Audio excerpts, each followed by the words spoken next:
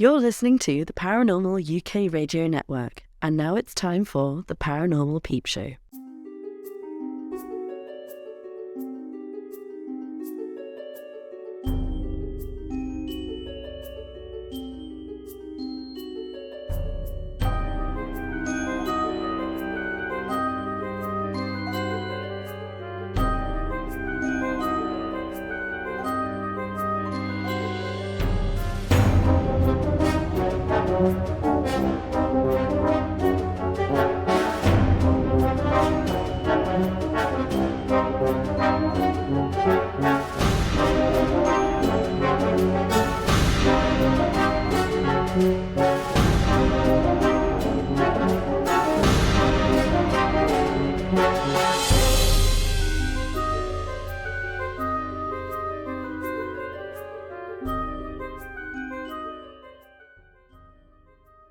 Hi, welcome to the Paranormal Peep Show with myself, Neil Ward, and we're broadcasting out on the Paranormal UK Radio Network. And who have we got tonight with us? It's my co-host, Ben Emlyn-Jones. Ben, how are you? Hey Neil, I'm not bad, thank you. Yeah, I've had an exciting time since the last show. I went to Weird Weekend North, which is a conference which is pretty much all about the kind of things you talk about on this show, and it was very, very good. One difference is you don't have to eat lard on this show, but I did enter a lard eating competition and came second. So yeah, that's something to I tell was the watching grandchildren. that. I was watching that on YouTube, and Monica, my wife, and I said to Monica, I said, Ben's been eating lard. Do you want to watch this? so we watched it, and she was sort of going, "Oh my god!" And I actually thought you were going to win because you took that lard with both hands, and you literally were biting the bullet.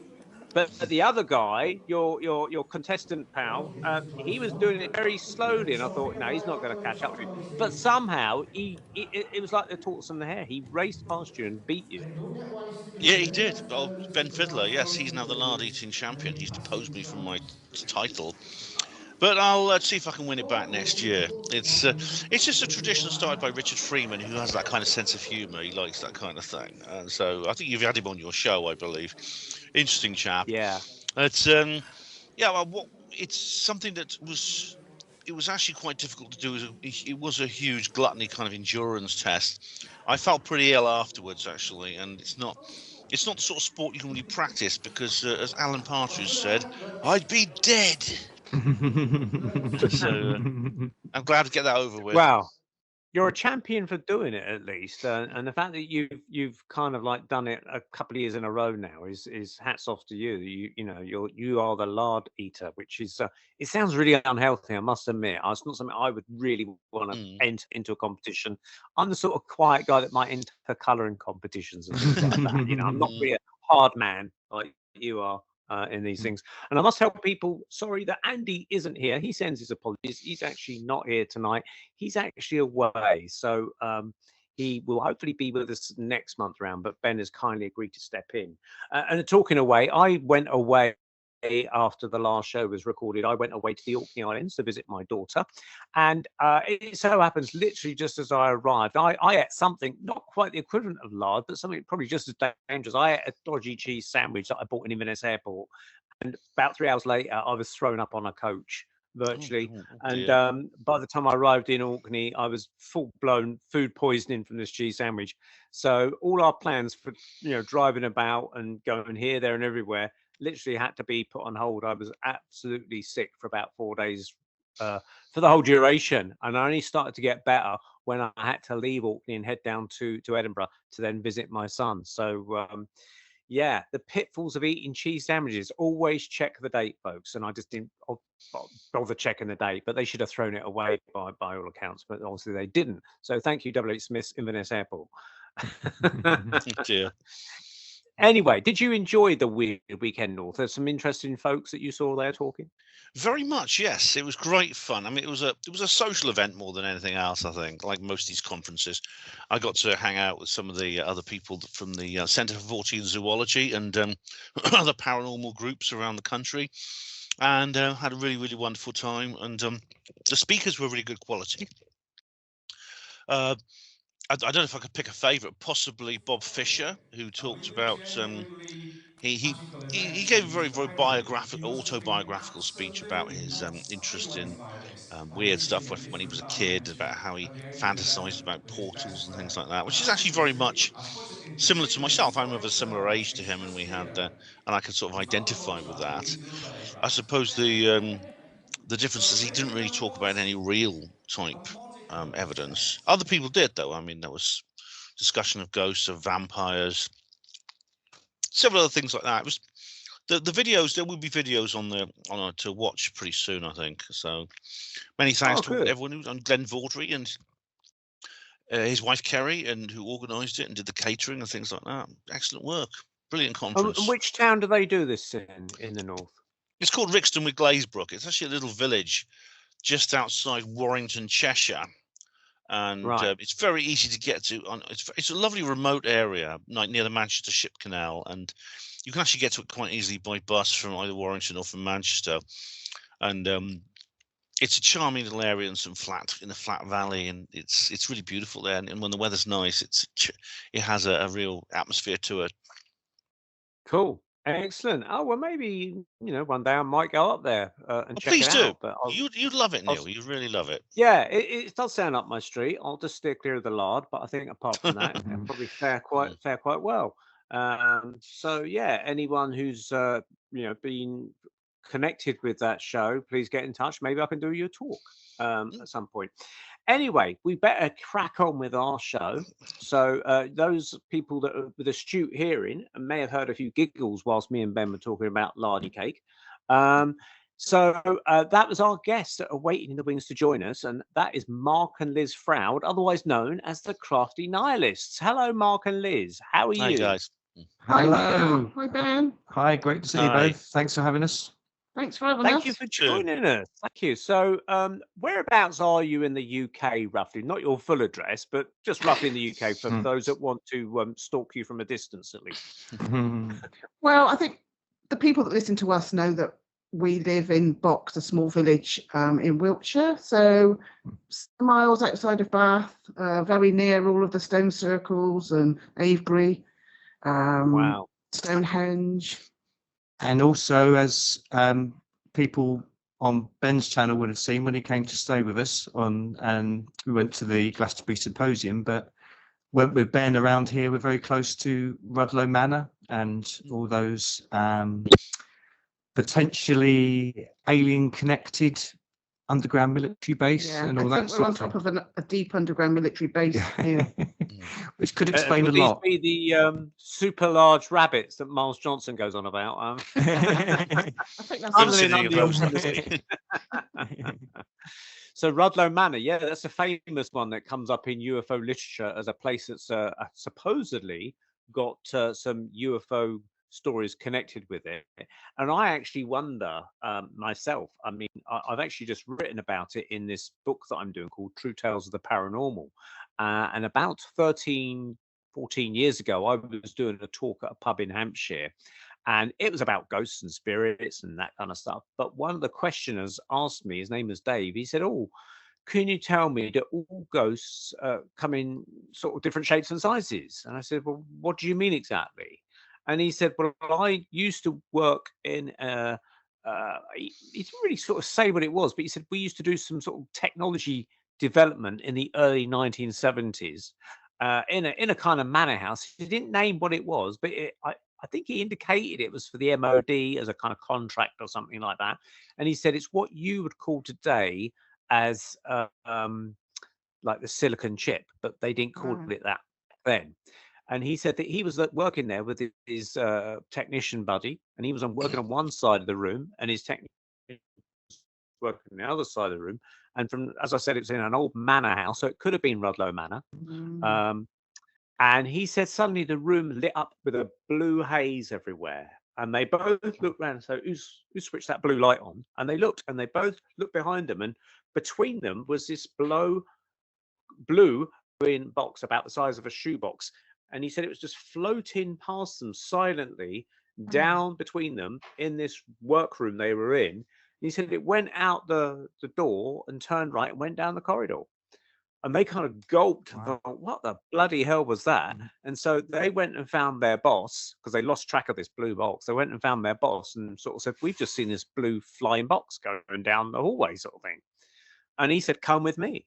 So he took them down to the basement where this old guy had been working there for years. And so these two technicians told him, yeah, we've seen this blue floating box.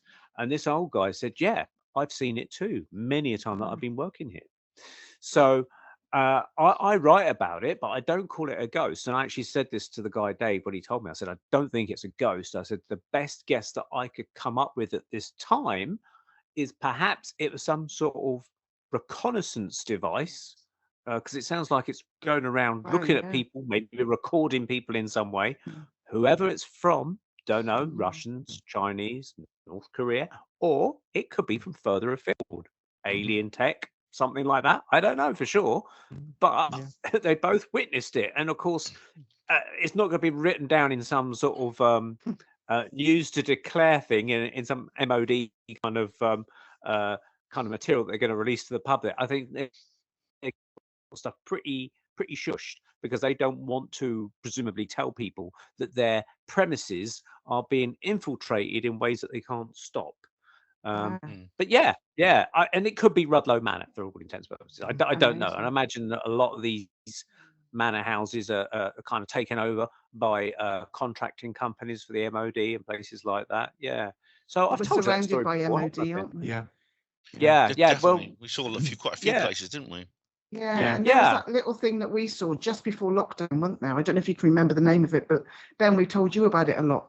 So we were driving back from, I've got a very sweary video on my channel, and we were driving back from Sainsbury's, and I always go down just the normal road, the A4, whatever it is, and I just got this impulse to just turn left and go through Rudloe. I don't know why. And then all of a sudden, we come to a little roundabout, and it's all cordoned off, and there's like hundreds of police cars, felt like hundreds, probably about 3.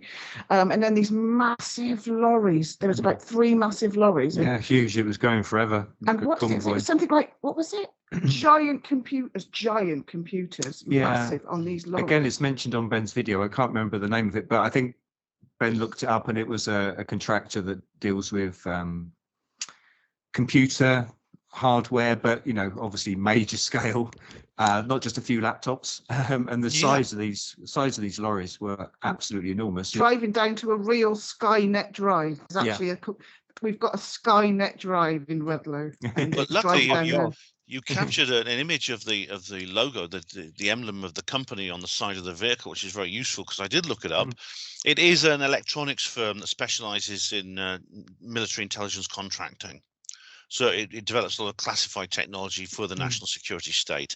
So it's exactly what you would expect it to be in that area. And indeed, it is a very mysterious place. I mean, funnily enough, Rudloe Manor now appears to have been sold. And when we went to visit it, we found it was completely open. You could just walk in. Probably not legally, but we pretended to be American tourists. Yeah, but we went in there and there were some builders renovating it. So it looks like that's been sold. So whatever was in there appears to have moved out. It may have gone to new premises. But it was a bit intriguing, though, because in the windows they had photos of portraits of Charles and Camilla and William and Kate just in the front windows. And we just wondered if there was any connection there, if they were planning a little hideaway in the it country. Could be just something because of King Charles's accession. It could have been to celebrate that. This was not long after the king actually. Well, it was just was it before or after the coronation? I can't remember. I think it was just before the coronation. It was last summer, so yeah. So it was actually just after the coronation. Same weekend as the symposium, Ben, because we were going up there. So last July. Yeah. So it's just after the coronation. It could be they were just celebrating that, or it could be. It could have been for another reason. It could be they were just patriotic. It is an odd thing to see in a window. Because I think that was sorry to interrupt you, Ben, but yeah, that was another thing about Rudloe, apart from obviously the rumours about alien connections. But I think it was also, I mean, it's been disputed, I think, but it was also claimed to be one of the places where the Queen would go in the event of a nuclear war type thing. And it was one of those. There are bunkers. There are bunkers. I mean, it's not a secret. There are some bunkers that are publicly available. You can even visit some of them. I mean, there's Kelvedon Hatch, which no, actually, that's in. Sorry, I think that's in Essex somewhere. But there's something a bit like Kelvedon Hatch in Wiltshire, in that area, and it is indeed a nuclear bunker headquarter place for the state in the event of a nuclear war or some other massive catastrophe. Yeah. So yeah, it could be that. Yeah, it could be that's where they're meant to go, the royal family. I don't know. Does that not limit them where they can go? I mean, for instance, the Queen obviously spent a lot of time up at Balmoral and places like that, and now King Charles would presumably be doing the same sort of thing. So for them to suddenly have to fly, 2 hours or something, it is from top of Scotland down to Rudloe Manor or wherever it is in Wiltshire, it would take quite a logistics effort, where it might be perhaps there's another bunker or two in that area. I mean, there's a lot of RAF bases up around there that Aberdeen and Kinloss and places like that. I presume that they could have sort of emergency bunkers there for very important VIP type people. I think some people think they're all connected as well, though, Neil, don't they? Because there's railways underneath the ground, underneath where we live. There's old railway. I know there's some photos online of old abandoned bits of, small trains and that sort of thing. So some people do think that these bunkers are all connected up, so they won't even have to go above ground to get there, kind of thing. And because we're also on virtually the nearest house to Box Tunnel, which calls it the longest tunnel in the country, which was Isambard Kingdom Brunel. Well, it was the longest tunnel in the world when they built it. 1841. Really? Yeah. And that, I think, has or used to have connections through to the underground military base. So it certainly goes right underneath where that base is around Rudloe. So, and that's got interesting connections as well. Like I think when they tried to prove it, they said it was slightly off, but still this idea that Brunel had designed it so that a certain time, was it his birthday or someone he's related to? They thought it was on his birthday that the sun shone all the way through. It's it's just under 3,000 meters long. And we were just saying how there was a rumor that on Isambard Kingdom Brunel's birthday, the sun shines all the way through, and it's around his birthday, so it's in April, and it's kind of around his birthday, not. And then we were sort of saying, well, why would he even have that idea? It's a quite an esoteric, potentially Freemasonic thing to even consider doing. It's not usually what you'd imagine an engineer of a tunnel to be even building into his construction. And the fact that it does align at least close to his birthday, it's just sort of. And then we were wondering, why was it even built around here? And there's a lot of ley lines, there's a lot of this, that, and the other, and now obviously we've got the MOD. It's all going on around here. It's and the longest tunnel in the world at the time.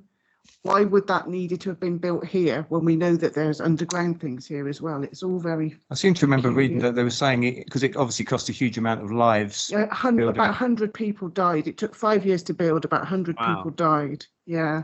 And it was this sort of determination, right? This is where it's going to go, even though maybe there could have been slightly longer, but we could have go round the hill, and rather than having to put a tunnel through a massive hill. Yeah. But, did they say what the purpose of this tunnel was for? Oh, well, they said it was just to get people from London to Bristol. I think it was going to take 4 hours to go 120 miles, but I think there's something more to it. Yeah. There's something more to it. Of course, you've got all these, well, as Liz says, there's so much esoteric type connections all around this area. But of course, maybe it shortened the journey, the connection between Bath and London, and Bath, of course, has had quite sort of high elite sort of connections. And we did a video a while ago going around Bath, which is just a few miles from here, and looking at a lot of the major sites there, the circus and the Royal Crescent, designed by John Wood the Elder and his son, and a lot of that was based around his surveys of Stanton Drew, Stone Circle, and Stonehenge. And again, they were Freemasons, and it was all connected with their a lot of Freemasonry connections in the design, and it represents the sun and the moon, possibly on the ley line as well. So again, very much a Freemasonic And if you connection. look at it from an aerial perspective, the Royal Crescent in a circus in Bath actually is the shape of a key, which not so much now, but used to be a really important symbol for Freemasonry back in the day, didn't it? But the king at the time of building the tunnel, I can't remember who it is now, was opposed because he said, we don't want the peasants travelling around the country. So he was opposed to it, apparently. But it reminds me of Cern a little bit, this giant tunnel, because back in the day, it would have been the navvies they brought in, thousands and thousands of navvies congregated on box and all sorts of palavers. You know, it was a nightmare, to be fair, back in the day when they were building it. When you think about Cern now, that's kind of the modern equivalent, and look how many people died of that. And it kind of it makes you wonder about, is it a sacrifice? And they put that in that weird Wicker Man times a million opening ceremony. And they don't even know where most of the bodies are buried. And that leads me on to one of my experiences later. How many people have died during the building of the Cern tunnel, which, for those that don't know, it's this great big, I'm trying to think how you describe it, but it's a huge, is it 18 miles or something? It's a particle Particle accelerator. accelerator. Yeah, it goes over the borders of Switzerland and Italy, is it? Or France? I can't remember. It's on the French-Swiss border, near Geneva. Yeah, it's very, very huge. You couldn't really build this on the surface. It's the largest instrument in the world, scientific instrument ever created. So loads of people died during the building of that. I wasn't aware of that. Yeah, so have you ever seen that really weird opening ceremony where there's like a strange goat and it's just very weird? I don't know if you've seen it, Neil, but when they're climbing up the big eye or the big thing that's at the back, all these people keep falling off, and they say they symbolise all the people that died building the tunnel. I'm not actually sure how many. I'm going to have a quick look now. I seem to remember about 4 or 5 in that ceremony, but I'm not saying that's representative exactly how many. I think that was actually the Gotthard base tunnel. That's another thing, though. But it's in the same area. It's in Switzerland. Yeah, and it was all to do with the Cern. The people that were building the Cern were also at the ceremony and part of the ceremony. Yeah. And you see them falling through. You see them what looks like they're falling through some kind of portal. There's a screen where you see people falling through the portal, and the goat is the national symbol of Switzerland is the ibex, which is a type of mountain goat, but it's like an anthropomorphic goat. It has a head, so it looks a bit like Baphomet, basically. And also, it's doing rather naughty things to a young lady from behind, and then from behind the curtain, there's like some sort of devil child. I can't remember what, but it's like some sort of progeny has come from this rape, basically, by this horned creature. And this is an opening ceremony for this great scientific. I mean, that was one of the seeing that ceremony, the video of that, which this showed me, was one of the things that opened my eyes, really. I was just like, really? Yeah. I never even imagined there was an opening ceremony for Cern or, connected. No, you don't sort of think of it, do you? And certainly, I wouldn't have thought of it like a scene from The Wicker Man on steroids. Yeah. I've never seen it. I've heard various things alluding to it, and I remember Andy talking about it. Apparently, 9 people. 9 people. 9, yeah. It does remind me of, was that the Brunel tunnel that we literally, when a train goes by, our house shakes, we're that close. Was that their kind of version of, I don't know, rituals and blood sacrifices? I don't know. So much seems to happen from ancient science as well, underground, in it, that connection with something. It's weird because this sort of thing goes on to this day. For example, there was that ballet troupe that did a special. It was actually made into a film in the Cern. I can't remember what it was called, but there was this ballet troupe who did this performance inside the Large Hadron Collider, and it was made into this very, very sophisticated film. And it involves, for example, you see someone rising up through a black hole and emerging in a portal and things like this. There was a strange ritual as well. Someone filmed it that took place above the ground on the campus, where it looked like some kind of people with gowns on. It's very eyes wide shut. Yeah. And they came in gowns and masks, and they did a mock human sacrifice. There's esoteric symmetry, Ben. Was it called symmetry? That's that it. ballet? Yes. The ballet was called Symmetry. That's right. Yes, thanks. I'm not clever. I've just checked it on my phone. I would have done it if I should. Full disclosure. Yeah. But there was a strange there's other strange things. For example, if you look at the CERN logo, some people say it has a 666 in it.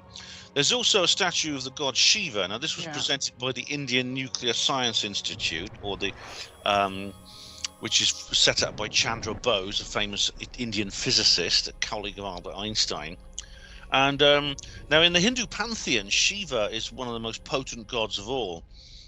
His role is as the creator-destroyer. So what he presides over the turning of the great wheel, as they say in India, which means the movement from one age to the other, which is always interspersed with a period of chaos and upheaval and destruction, from which a new world emerges. And again, this is an odd thing. I mean, it's something you'd think they might put on display, maybe in the entrance hall or in a glass case somewhere, but it's in pride of place in the open. Right in front of the car park. It's the first thing you see when you go in there, and I think that's a rather odd thing. I don't know what they're trying to tell. Maybe they're trying to give us a message here. I don't know. Well, there's an actual video. There's a video that somebody just took on their phone of a strange kind of mock sacrifice in front of that. They don't know if that's just students mucking around or if it was actually some sort of. I seem to remember at the time there was sort of all this, oh no, this is fake news and that, and then in the end they said, oh yeah, it was, but it was just some students, working there, mucking about type thing. It's just but it was very it's creepy. I mean, yeah. Living in Oxford, I know that students can get up to weird stuff, but I've never seen anything quite like that. I mean, it was real. Yeah. I mean, you could see people moving forward. There was a mock human moving forward towards the statue, and there's this mock human sacrifice. It seemed very well organised. It's clearly some kind of secret society, and I just thought that's just when you put it into context all the other weird things associated with CERN. That just made me feel a bit odd. And of course, CERN is the reason people are concerned about this, if you excuse the pun, is because it's been predicted that CERN might have some strange effects, including opening portals to other worlds and things like that in a true alchemical sense. So in a heavy industrial way. Did you say that there's been some news recently about, or they've said at CERN, something has happened there? I can't remember. Yeah, I can't remember what they said, but I know years ago there was the ULO, wasn't there? The unidentified lying object. Because in a vacuum, supposedly nothing's supposed to pop up, but apparently there was this minuscule little whatever that appeared in the vacuum, proving that presumably creation comes out of nothing. But it's a bit terrifying, and because they were talking about. They have been talking about entities and things, and some of the serious scientists have even been talking about entities and portals. The stuff we talk about is actually being mentioned by some of the actual scientists. And you get maybe they're trying to cover themselves in case they do create something, Yeah, wow. And this is just where did this come from?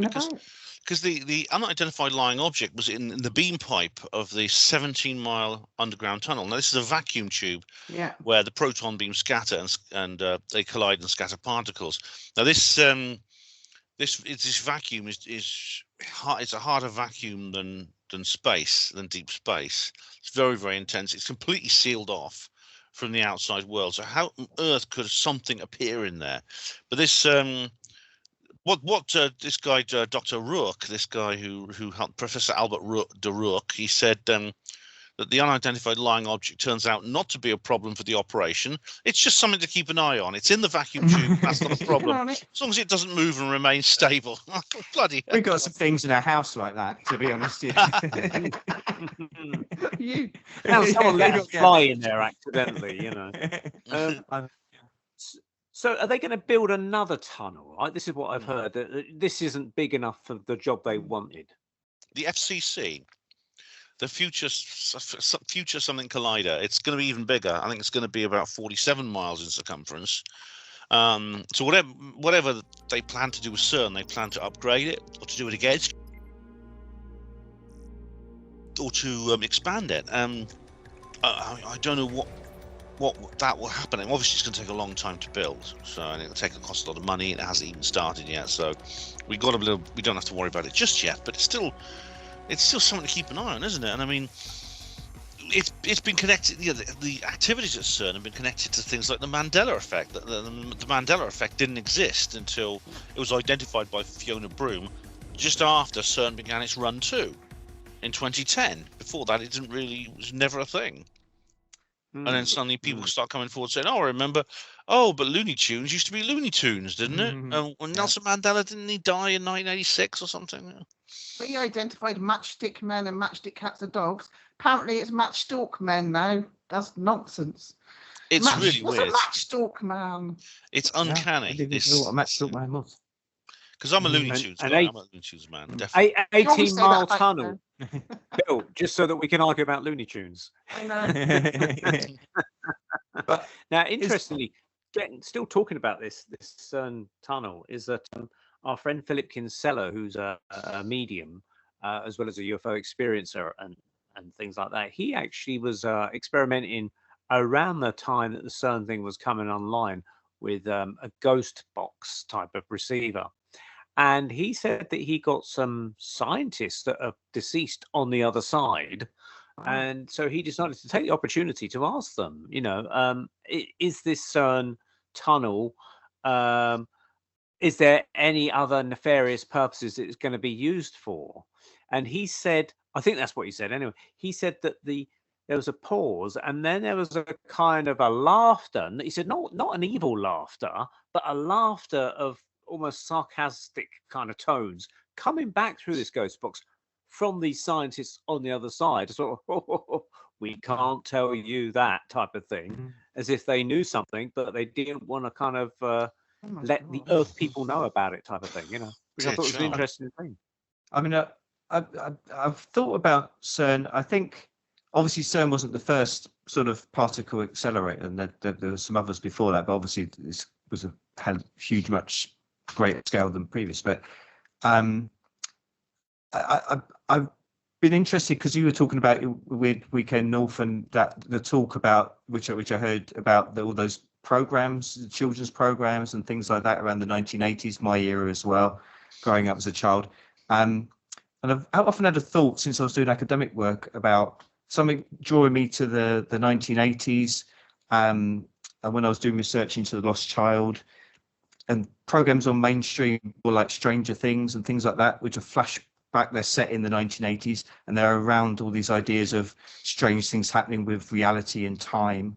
And I often wonder, sort of, it was around the time of these particle accelerators kicking off, if maybe that's all tied up. But like, I think you've talked before about the 1980s, Ben, and I don't know, it just seems like a time when time started to get a bit weird, and maybe there was another sort of shift again in how they're playing around with our perceptions of reality or something everything like became mechanical as well. It's quite Toys for possible. kids. Yeah. Everything was mechanical. It was almost as if that. there was a bit of a shift in the technology. Yeah. Well, the internet, that was also came from CERN, didn't it? I think. Yeah, that's just weird because I Honestly. mean, I remember because I suppose we're the first generation of kids that have been brought up with computer games, and computer games really only became a thing when I was a kid. I mean, in my dad's generation, there was nothing. In the 70s, there was these Atari kind of like video computer games, but which you plugged into your TV. But in the 80s, in the early 80s, things like the Spectrum, ZX Spectrum came along. I had and one of the those as Commodore. well. I was reminiscing, Yeah. talking about it on your video. Yeah. That's what I remember. I remember very well. There was the kids. It was a hugely big thing. The computer games and everything, massive thing when we were kids. Yeah. And there were kids who had Commodores and kids who had some of the kids had Spectrums. I had a Spectrum Plus, which is basically a Spectrum with a better keyboard. And there was also some of the kids, usually the more middle class children, who had BBC computers. I do remember that. Yeah, there was kind of a class divide there. But one you of them have was one? called. I I'll was never I forget was it. a Spectrum kid like Ben. Spectrum. Oh, yeah, you were Spectrum too. Yeah, Team Spectrum. I was on the But, Spectrum. I was on the yeah. Spectrum. You can get the games for both. But I mean, the thing about the BBC, like, I went to one of those kids. He was called Joseph, and he had a BBC Model B, and he had a modem in those days, which you actually plugged a phone handset into, and he got onto Usenet. This was the first time I ever went online, and I was absolutely astounded that he could access this Usenet, which is a simple primitive version of the World Wide Web. And it was the pages, each page took about 2 minutes to load, and it just had text on it and a couple of little pictures. But I was astounded by this. And he was saying, "Oh yes, I'm having a conversation with a chap in Austria. Look," and I was like, "Wow, he was works joining." for Cern. Yeah. And Yeah. it was actually at Cern, which it did exist in those days. It had like some smaller that they actually the very first servers for the early networks, these early these pre-internet kind of networks were there, yes. Which I think is extraordinary. Did the army use it first? Extraordinary eventuality. It's just a strange synchronicity. Yeah, I think it was picked up by the military. US military at some point. I seem to remember, and Internet, yeah. But yeah, again, all these things are interconnected around that same time, and also I think it was early days of satellite TV, and also, and as Ben said, you know, video games, home computers. Do you remember the first Sky, the original satellites? You literally had a satellite dish on your house, and there was cable TV was just coming in, and it was really odd because like it did feel like we were a bit having our minds expanded into other worlds, and of course, as Bob Fisher was explaining, he said for him, his little Spectrum Plus did allow him access to a new world. He described it as literally being, he felt, a lot of these games, as simple as they were very, very.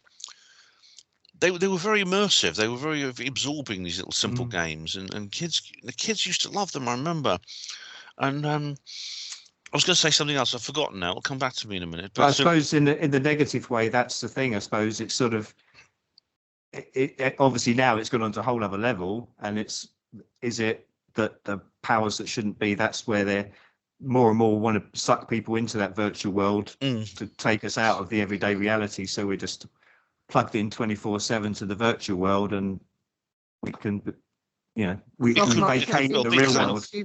We already have people who just are so lonely they just talk to AI bots all the time, and which is sad because Apple virtual reality headset. My son was showing me when I visited him in Edinburgh. He said, "Look at this. This is where it's going now," sort of thing. And he showed me these YouTube people that are reviewing these Apple, I think like £3,000 maybe, or $3,000, and they're like AI virtual reality headsets. And you're walking around and you can see the street and people, but you got like desktop icons appearing in the vision of this thing, you know, and you can kind of blink and you can open up your email. I'm thinking, that's crazy. Can't you just go and enjoy life, you know, rather than be glued to this bloody virtual world all the time? It's crazy. Agreed. It's the other level from obviously people just wandering along looking at their phones, so they're not looking around them, you know. And isn't there like a website of all these people like photographed at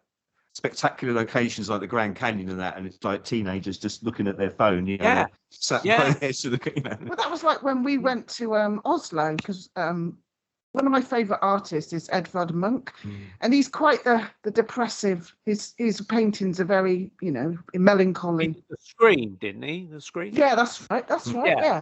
And when we were there, so the Scream, there's 3 versions of it. There's like a print, a painting, and another kind of print. And they close one off and then open it, so you only get to see the actual Scream for a short amount of time before they put a cover over it to keep it protected. And we were just sitting there waiting for the actual painting to come along, because that's what we wanted to see.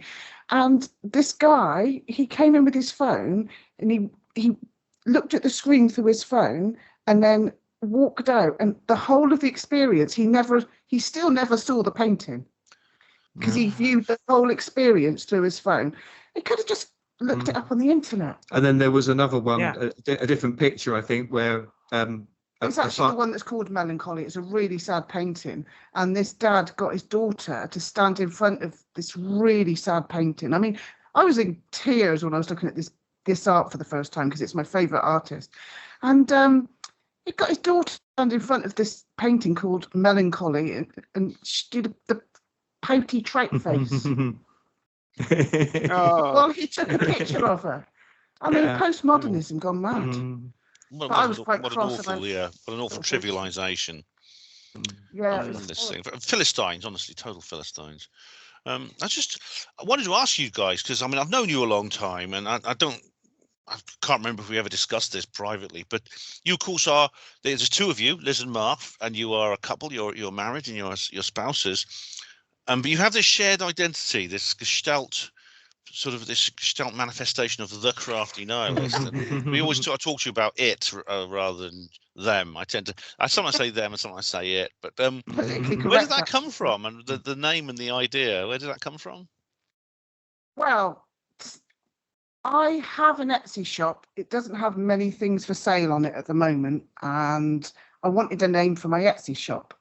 Now, out of the two of us, I'm the glass half empty, whereas Mark's the glass half full.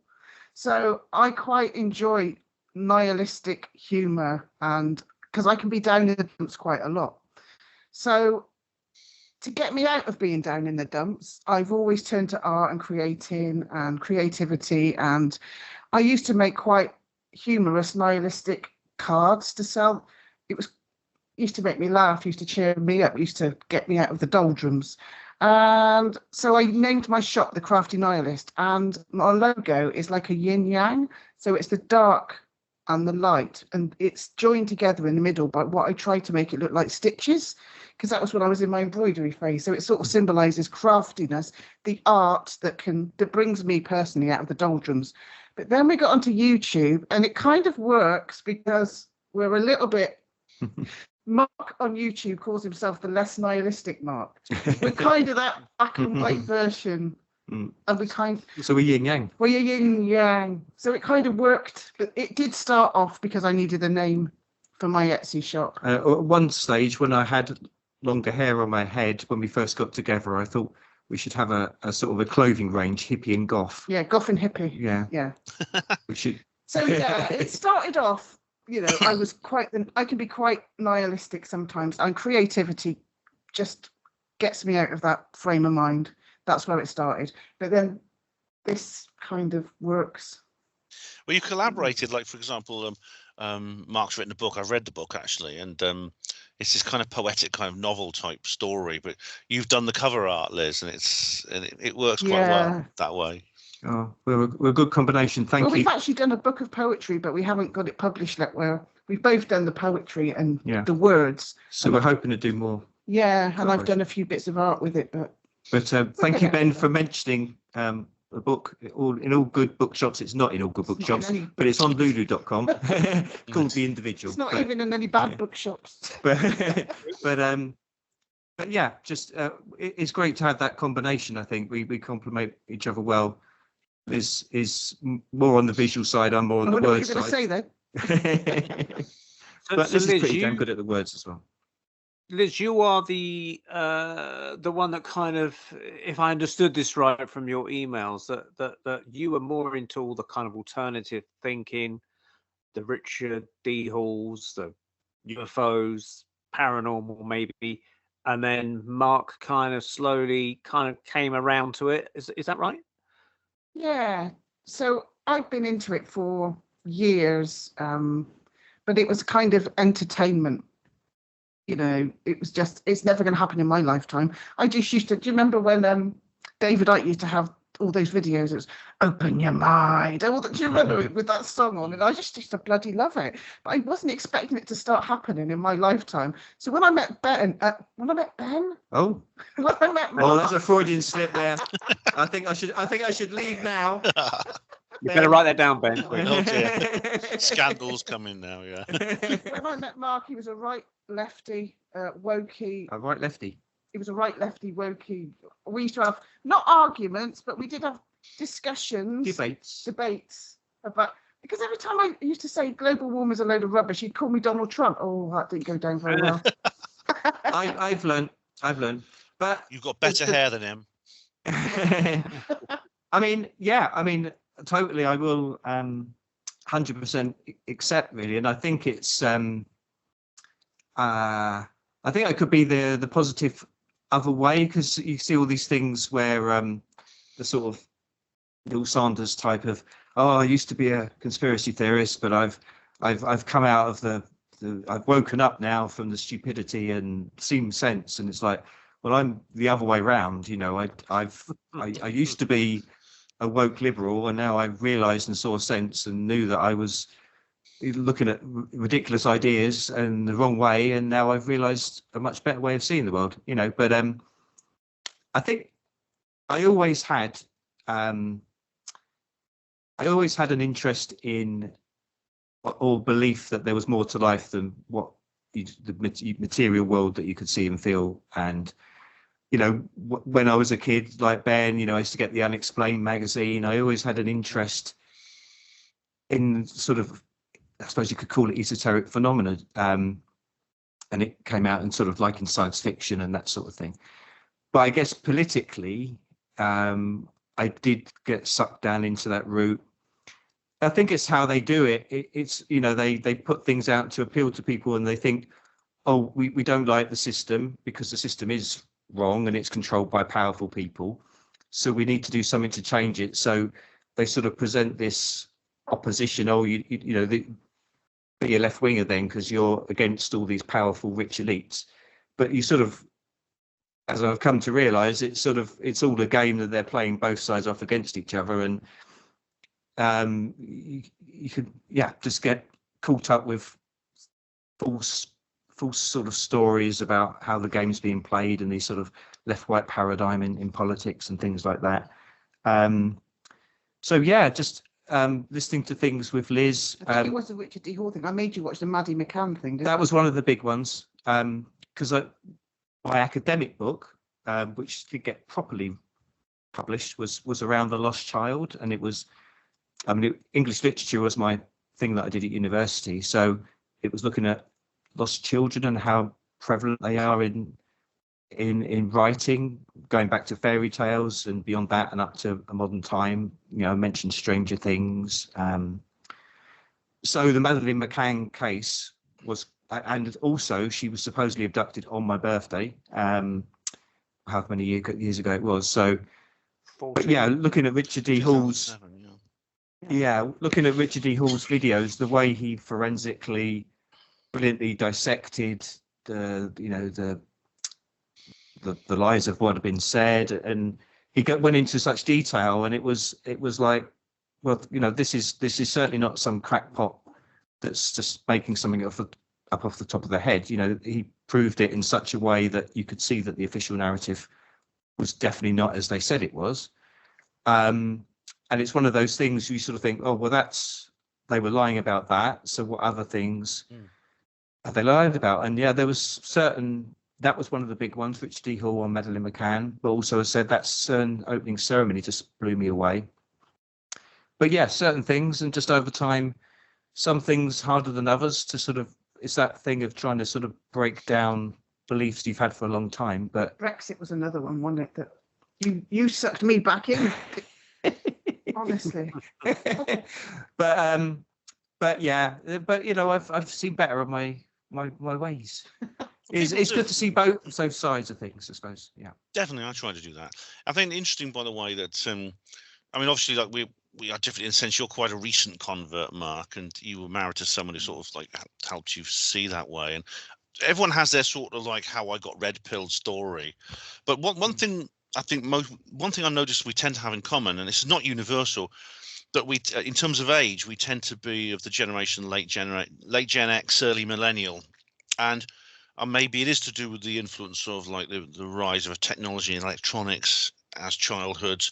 Then, of course, when our early adulthood was dominated by what I might call a golden age of woo-woo. The X-Files TV series, which is the nearest thing we have to a creation mythology, basically, was a big hit on TV.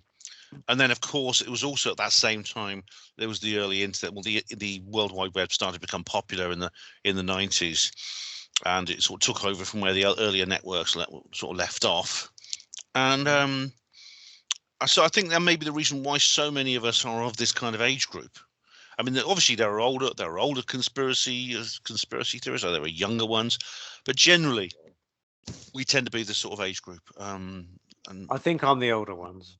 I don't, but you tend You're talking about in that stuff that I'm bracket. thinking, oh my God, that's like I was working when you kids were watching, X-Files or something like, I grew up with portals of Mr. Ben. Mr. Oh. Ben. Oh, yeah. So used it's to go to fine. the shop to Oh, try. That's yeah. a good. That's my first Yeah. introduction to portals. 'Cause That is he a used good to go into these example. weird realities, didn't he? Mr. Ben Absolutely. Actually, there's mentioned, TV. It's mentioned that when Ben was you were talking about the chap's talk. I'm sorry, I forget his name. Bob Fisher. Yeah, and you said, "Oh, what about Mr. Ben?" What about Mr. Ben? yeah. Exactly, Yeah. Mr. Yeah. Ben was the first portal guy that I knew. And for those that don't know who Mr. Ben is, check it out on YouTube. It's Check it really out. good. Mhm. Even if it's just for the theme I- tune. But he used to come back with the ports, didn't he? He always used to bring something back He with used to him. come back something to remember the adventure by, but I noticed that he'd always try these costumes each week or each episode, and he never used to hire them or pay for them. The guy just try it on, and then he'd go out the door, have his free adventure in the costume, and come back, and no money was exchanged. What about the fez? Was it the guy? Was it the It was shopkeeper? the Or did Mr. shopkeeper. Ben, Yeah, he had a Mi- fez? yeah. Mr. Ben Weird. had the bowler hat, I think. Yeah. And he used to So- take it off, and then the costume would magically appear over him. So an Egyptian connection, or Fez. connection around, yeah. So Portals, fez, obviously, the creator Yeah. of Mr. Ben had some esoteric knowledge, I Tommy reckon. Cooper. Roger Hargreaves, Tommy wasn't it? Cooper. Yeah, Yeah. Roger Hargreaves is one of the great he did the children's Mr. Men. graphic authors. Yeah. I think he did the Mr. same Ben as person. well. Ben. Did he Did he not? used to do Mr. Ben? Maybe I I thought got that someone wrong. else I thought it was did Roger Mr. Ben. Hargreaves. Yeah, Roger Hargreaves did the Mr. Ben. Google time. But it Well- was a great series. I mean, I used to love it, and it was very interesting. And indeed, it had this idea of parallel worlds and things like that. And maybe it was And you were Put a talking picture about up all these on- other series, Ben, online, like Jamie and the Magic Torch. you were yes, talking that was another one. Yeah. He shined a torch, and he would go down this slide, and he'd find himself in another world.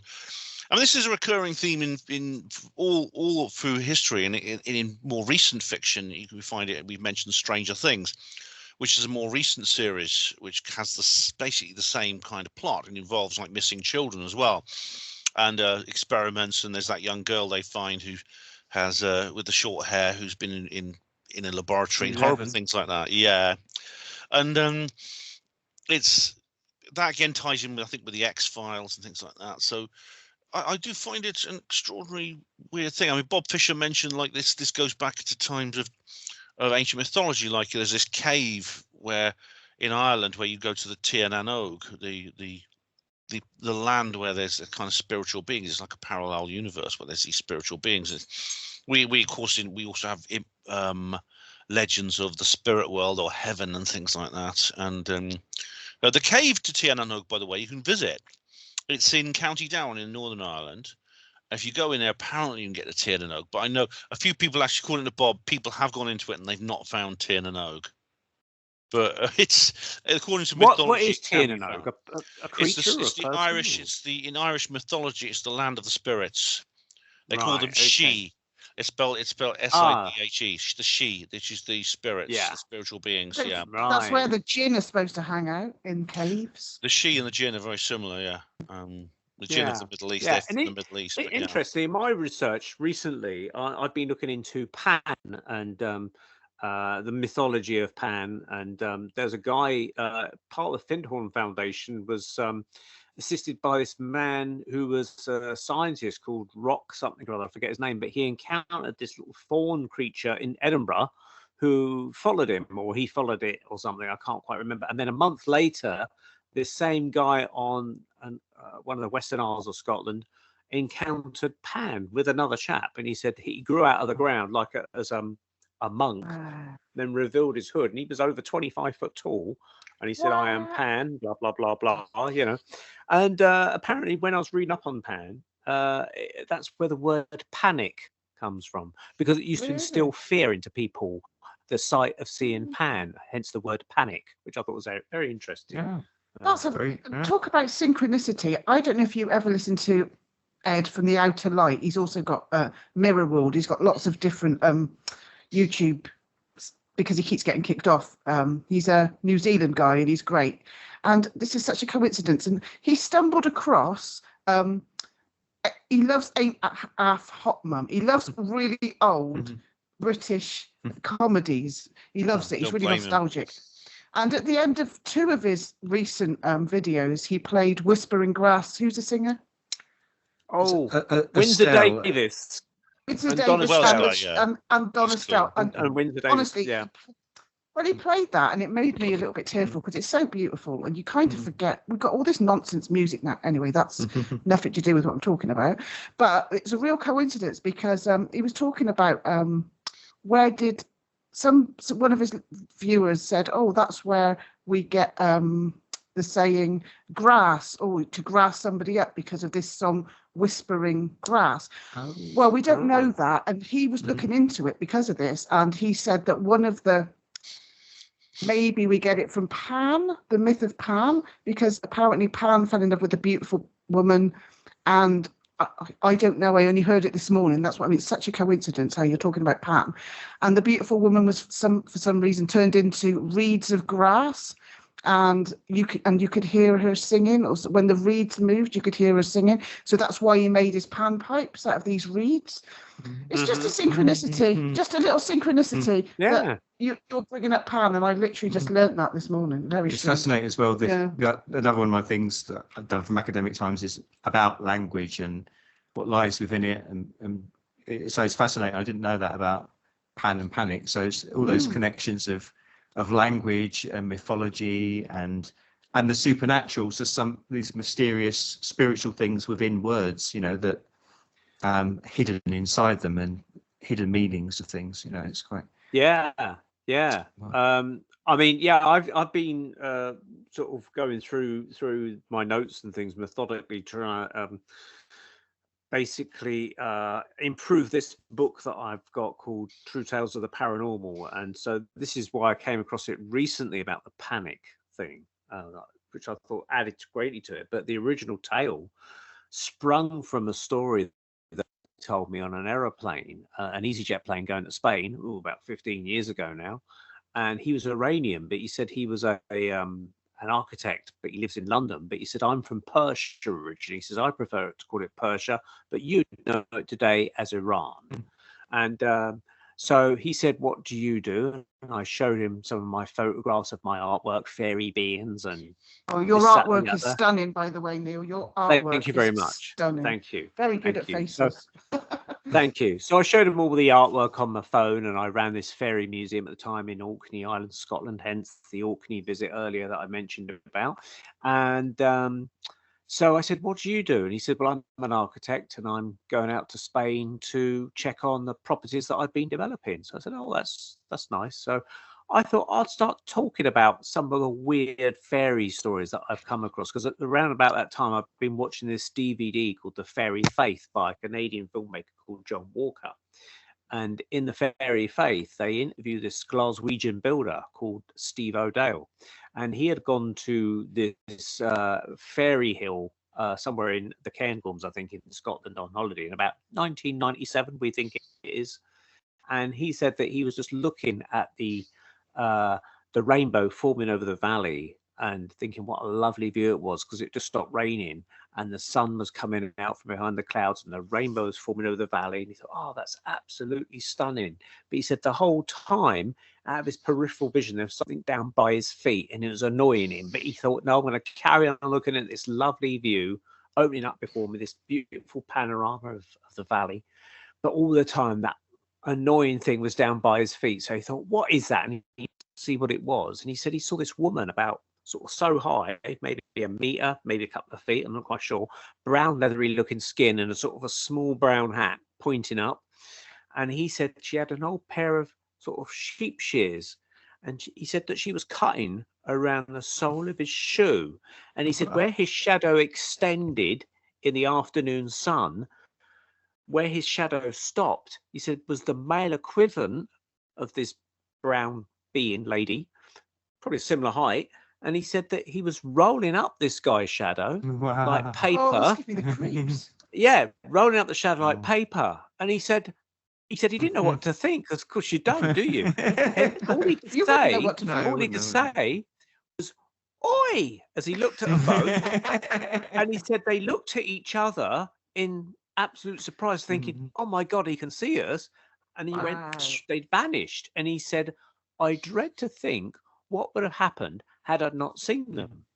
And it defies kind of physics about they're disappearing for a start. Physics doesn't allow that kind of thing in conventional physics. But when you're rolling up a shadow anyway, that's even beyond that, isn't it? Maybe it It's does like in their crazy. dimension. Maybe that is their physics, and he just happened to Yeah. see. Maybe he was in their dimension. I thought about the risk. I told this to the Iranian guy on the plane with me, and that's what I'm going to lead to. But I'll just tell you this before we get to the Iranian guy on the plane, because he tells me an equally interesting story. Oh, have they gone? Yeah. Are you there? We can still see you, but we seem to have Right, you frozen vanished out. off my screen. Okay, that's all right. But as long as you can still hear me, that's fine. So basically, I was analysing this story and thinking, okay, it had just rained and the sun had started to come out, which then I thought about it. I thought those beings were there to steal his shadow. That shadow wouldn't have formed until the sun had come out and made a nice crisp shadow on the ground. So therefore, I think they must have been laying in wait somewhere, waiting for that sun to come out, waiting for that rainbow, and then striking literally while the iron is hot. And you don't talk about iron to fairies because they don't like it. But No. I told this story to the guy on the plane with me, and I said, "Oh, I saw this really freaky, story." And he sort of said, "Oh, that's very interesting." Opened up, he kind of decided that maybe I should be the guy to tell, because he said many years ago when he was in Iran, he was conscripted into the Iranian army, and I would put this probably about the mid 70s, maybe early 80s, not really sure. He never told me the date, but he said he was patrolling the streets at night with an army buddy. He said a sandstorm kicked up one night, and he said they both decided to seek shelter in a mosque. So they went into this mosque, and he said to his army buddy, "Right, you lay down and go to sleep. And, you take your shoes off in a mosque, by the way, for those that don't know." So they all took their shoes off. And he said to his buddy, "You lay down and go to sleep, and I'll sit by the wall, and I've got the gun, and I'll keep an eye out for any trouble." So he goes, "Okay." And this guy, I call him Hussein, he said he sat with his back to the wall with his gun, and no matter how hard he tried to stay awake, he kept falling asleep, and he nodded off and thought, "Oh, I must wake up, I must wake up." And he nodded off again, and he said, "Oh my God, I must wake up, I must wake up." And for 3 times he nodded off and woke up. And on the 3rd time he woke up, he was suddenly startled to see 2 people crouching down, looking at his feet and looking at his friend's feet. It was a lady, and it's also a young girl who he thought to be about 8, 9 or 10. And they were both crouching down, staring intently at their feet. And he thought, where the hell did these people come from? So he said he started to press his elbow on his mate's chest to try and wake him up surreptitiously. And he said no matter how hard he pressed on his mate's chest with his elbow, his mate was waking up. So Hussein said, "I thought I was going to make a run for it," he said. And I don't understand why he was going to make a run for it, because he was the guy with the gun. So he said he started to wrap the strap of the gun around him so it wouldn't swing as he ran. And he said that must have alerted this lady, because she suddenly looked up from looking at his feet and looked at him in the eye. And he said, as soon as I stared at her in the eye and we made eye contact, he said, I instantly knew that she was not from this world. There was something that just clicked. I know that she's not from this world. And he said, with that, they both stood up and turned and walked away, he said. And as they walked away, he said he noticed they both had cloven hooved feet, and they vanished into the wall of the mosque. Wow. And when he told me that, that sent a shiver up and down my spine. I thought, oh my God. Wow. And the connection with the other story, it's amazing. Yeah. And it makes you wonder, like, again, where these legends come from. So the whole idea of that these clone hoofed beings that we have in legends, maybe they're to them. And the fact that it's come through the wall of a mosque, which is a place where you pray, you might send out energy or create kind of thought forms or something with your mind, and it creates like a portal. I don't know, but something happened for them to come through and kind of engage with him to a certain extent. And the weird thing is about it, you kind of realize now why they were staring at their feet, because to them, the human feet were the oddity. If you see what I mean. Yeah, of course, yeah. Makes sense. Yeah, amazing stories. Thank you. I think we're about to take a break here now on the Paranormal Peep Show. So we've just come past the hour. And so we're talking to the Crafty Nihilists. That's Mark and Liz Froud. And we have our guest host presenter, which is Ben Emlyn-Jones. So join us in part 2. Stay tuned for more of the interesting chat about all things weird and strange on the Paranormal Peep Show in just a minute. Today's the best day of my life! Woohoo! Listening to the Paranormal UK Radio Network. Join Andy and Neil every month on the Paranormal Peep Show, part of the Paranormal UK Radio Network, for fun, frolics and lots of information about weird stuff, UFOs, ghosts and things that go bump in the night and everything associated with them. Fascinating guests, fascinating talk, fascinating information. Hi, welcome to Paranormal Peep Show, the part 2 section that is. This is Neil Ward and I'm joined with Ben Emlyn-Jones, and we've also got Mark and Liz Froud, otherwise known as the Crafty Nihilists. So in part 1 we were talking about all things strange, but that is the thing, we are a strange show, so we talk about strange things like weird ghosties and Cern projects and weird tunnels. And now we're going to move on to more about Mark and Liz's personal experiences of the paranormal. So guys, I know you've both talked about it in emails to me about your kind of weird ghostly experiences where you've kind of felt yourself frozen, you've seen beings in the room. I think, if I understand correctly, you both had those experiences yourself, but on separate occasions? Yeah, so you've had a couple, haven't you, Bo? Yeah, probably less than Liz. I'd count myself maybe as being a less intuitive person than Liz, but before I met her, I did have an experience. I think it was one of these times, I think I was a bit stressed. It was when I was doing exams or something like that at university, something like that. I seemed to be being quite stressed. And it was sort of a classic, I was lying in bed and I don't think I was asleep dreaming. I think I was in a sort of semi-conscious or almost a dark figure standing at the bed, and it seemed very real. And I certainly had a moment of fear, and I felt this sensation as if it was going to drag me towards him or towards it. But it was only a very brief experience, and I just sort of said to myself, "You're not real. You're not real. Get out of my head," type thing, and it just went. And, so it was one of these things that I almost forgot about, but it certainly did seem very real, and it certainly was more than a dream. But, it's quite a rare experience for me. And then just not that long ago when I was with Liz, and I just sort of went to sort of turn over to sort of say something to her, and just suddenly at the corner of my eye, I was just that there was a dark figure just to the side of me that was turning at the same time as me, and just almost like, well, literally shadowing me. And again, it was a blink of the eye, and it was gone. But it was just very unsettling, this idea of something else, some other level of reality, Did you get any kind of impressions from that second experience of the, I don't know, you felt any telepathic communication there or anything? No, nothing like that. It was really very much exactly like a blink of an eye. But I must say my most esoteric experience, which I sort of filed in my memory banks, but it wasn't long after me and Liz got together, but we'd been to Avebury, and we came back to the house, and we were just sort of, I suppose, trying to be a bit spiritual and get candle lights in and sort of almost sort of chanting or trying to speak in tongues sort of thing. And it's something I'd never done before, but it was trying to maybe open this up inside of me, because I was saying that I believed that there was more than the material. I hadn't actually felt it.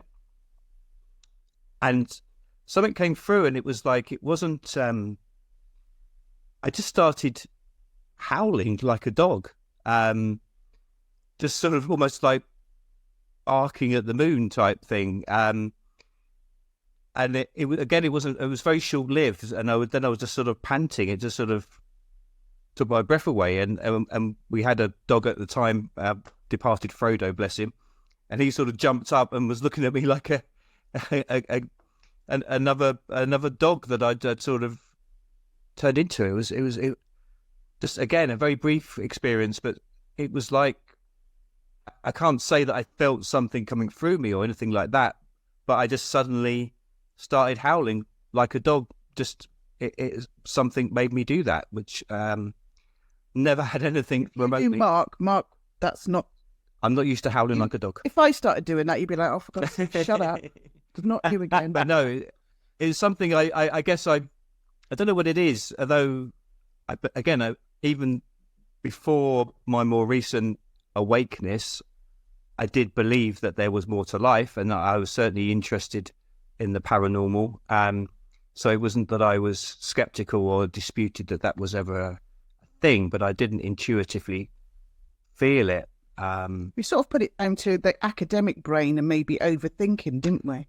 Yeah, maybe that is it, and maybe just a fear of letting go. Whether that's emotionally or but spiritually. You did let go in that moment, yeah, and then that happened, didn't it? Yeah, and partly, as I say, we'd been to Avebury, and I don't know, it was just an emotional time, and going into a new phase of my life, I suppose, with Liz, and things were opening up very, in different ways, spiritually and emotionally, and intellectually as well, but just a different kind of intellect, which you need to. It's important to have those different sides to, rather than just reading something in a book, to actually get a personal connection with something. That's something that I always lack. Yeah. I mean, you could see it from all sorts of angles. Psychoanalysts might see it as some sort of, you're opening up another aspect of the self, the subconscious, the ego has created a personality or something like that. All these weird theories they come out with. But whatever it is, it's not your everyday thinking, acting self that, walks and talks and does the things that you need to do. But it's also like in the dream part of ourselves, when we're in a dream, we're not really, unless you're one of those clever people that can do the waking within a dream thing, the lucid dream. I've occasionally stumbled into that kind of thing. But, when you're in a dream, you're a completely different scenario, walking and talking and meeting people from your distant past, not even thinking about the fact that you don't see these people anymore, but they're popping up in your dreams as a character.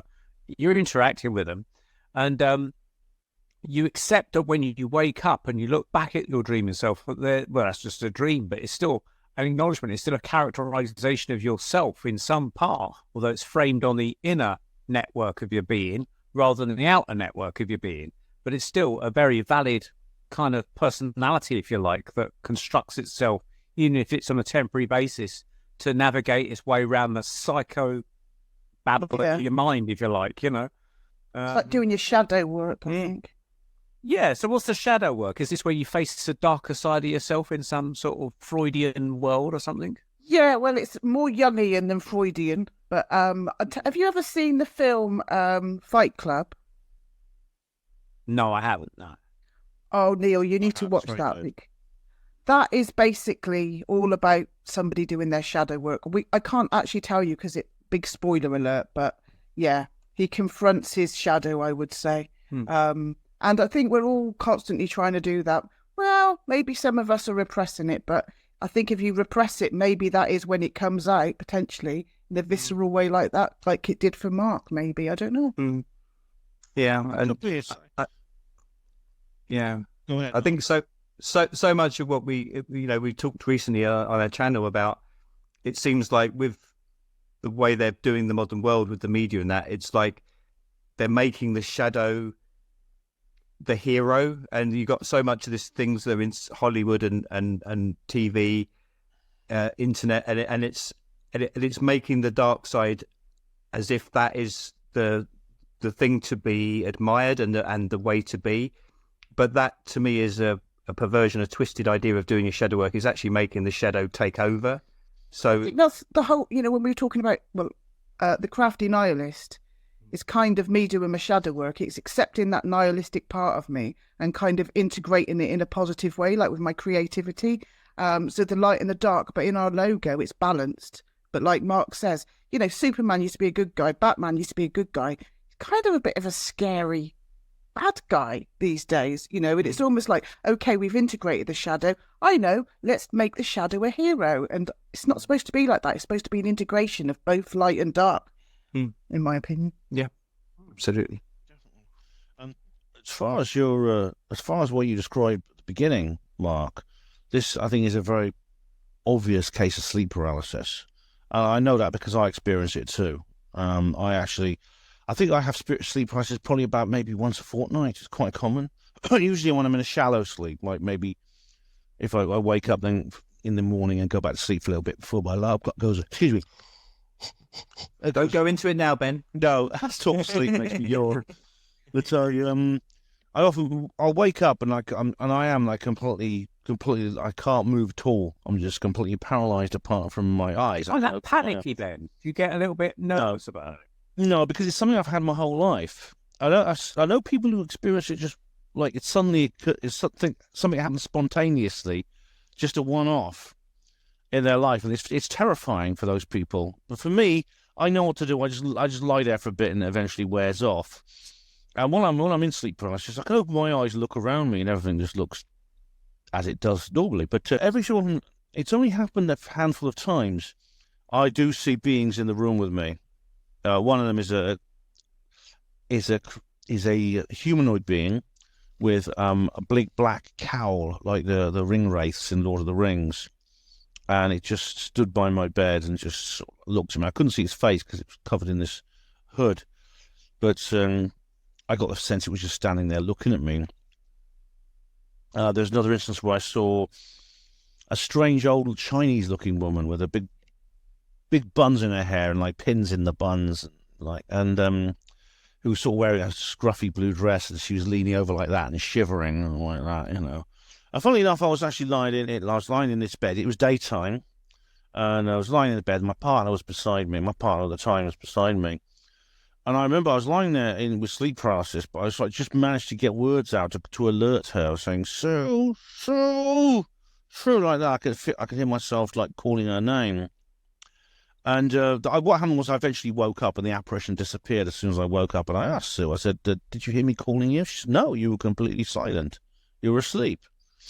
The strange thing about sleep paralysis is that it's the skeptic explanation is it is simply an effect of our brain, because we do actually have a mechanism that paralyzes our bodies. A chemical is released by the brain that paralyzes our bodies when we're asleep. If we didn't do that, we'd act out our dreams. So people, when that chemical fails, that's when you get somnambulism, people walking in their sleep. Now, I used to do that. No, oh god, that's scary. But yeah, I was like just what you'll find is that the skeptics say, well, this is just basically a dream. You are dreaming what you experienced during sleep paralysis. Your eyes can open, but you're still dreaming, and that's what you see.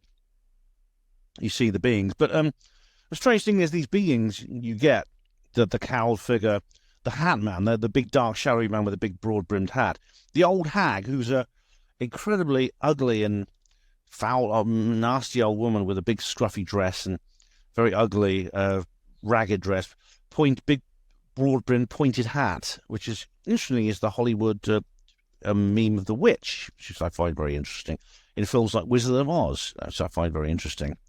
That one is actually sometimes quite violent. It'll sit on you and try to suffocate you, sometimes sexually abuse you, things like that. Most of them, sometimes some of them are quite nasty, these beings. But if they're dreams, you've got to ask yourself the question is, these are not figures that appear in most people's dreams all the time. Yeah, they do appear very regularly among people who have sleep paralysis. They also appear from people of very, very different racial, cultural, and geographic backgrounds. So basically, everyone from Nottingham to Namibia, from Arizona to Australia, will tend to see the same beings when they're in a sleep paralysis situation. There's only two explanations, therefore. The first one is that our brain, every human brain in the world, despite very, very different backgrounds, like I said, in terms of race, culture, geography, environment, every single human brain on Earth is hardwired to produce certain images under certain states of consciousness, which in itself takes fantastic explanation. The only other alternative is what people are seeing is objectively real. It's not coming from inside our brains, it's coming from outside our brains, and that to me makes more sense. It's much more likely. Which is it's an extraordinary concept, but I think it's quite likely it's true. So it's interesting, because so that's something Mark and I have in common. I'm interested about the idea about there being a connection that people share, humanity shares, because I'm interested in this idea, though, the sort of Joseph Campbell idea of the common connections of mythologies from all different disparate cultures and across, centuries all over the world, where they got these mythological themes that seem to follow all these different cultures have these same themes in their stories. So I'm wondering, the same thing with these images that appear in sleep paralysis and that sort of thing, whether there is some sort of common links, and where that comes from. I don't know where, but yeah. It could be, because you could say the same actually applies to aliens. Actually, the beings people meet when they experience alien abductions. The difference being is the extraterrestrials clearly have an obvious physical presence. They leave footprints behind, things like that. They leave behind a corpse when they die, other things like that. But you get the same people from right across the world, regardless of which country you come from. You always tend to see the same beings when you have a ET contact. Now, with you talking about the old hag and happens to people all across the world, I'm just wondering, for instance, if you are an old hag, like in your 80s, and you're having a dream, do you still have a hag come and scare you? Because it might be like, oh, it's my sister. Back then. Yeah. It must be slightly confusing, You do believe it or not. Yeah, you don't look good today, do you? I find it fascinating, actually, where Hollywood gets its ideas from, because this is the classic Hollywood witch. You get it in all many, not just Wizard of Oz. It appears in other films. It appears in the cartoons, the various MGM cartoons and things like that, and the Warner Brothers cartoons. The horrible old lady, ragged dress, ugly, lined, crooked face, big broad-brimmed hat. Sounds like her next door. I'm sure we all know someone really like that, but the hag tends to be associated with very unpleasant experiences. Now, people who have sleep paralysis, so I'm lucky. I've never felt threatened by any of the beings I meet in my sleep paralysis, but other people are. Creatures will sometimes come and sit on you. There's this famous painting, it's called The Nightmare, actually. It's a famous painting of a woman lying in bed, and there's this horrible hunched up creature sitting on top of her chest. And she's sort of lying in bed, but her sort of head's hanging off like that, which you're going to sleep in that position, you're asking for trouble. But is that Fuseli? Is that who made it? Who made the painting? Maybe. That often happens. Now, people who often report the hag will come and sit on their chest, and the hag they'll have trouble breathing and start gasping. The hag's very heavy. Also, this is the experiences have been very Yeah, I get physically sleep paralysis, but I get absolutely terrifying sleep paralysis. But it's really interesting. I don't mean to interrupt you, Ben. Do you want to finish what you were saying? Just going to say, this creature will sometimes it will involve sexual abuse as well. This creature will essentially rape you. I mean, whether you're a woman or a man, she's not fussy. It's these are kind of things. I mean, I don't even want to, if you want to give any details of your experiences, Liz. It's understandable if you don't. So I've had loads of sleep paralysis, but there's been 3 really terrifying ones.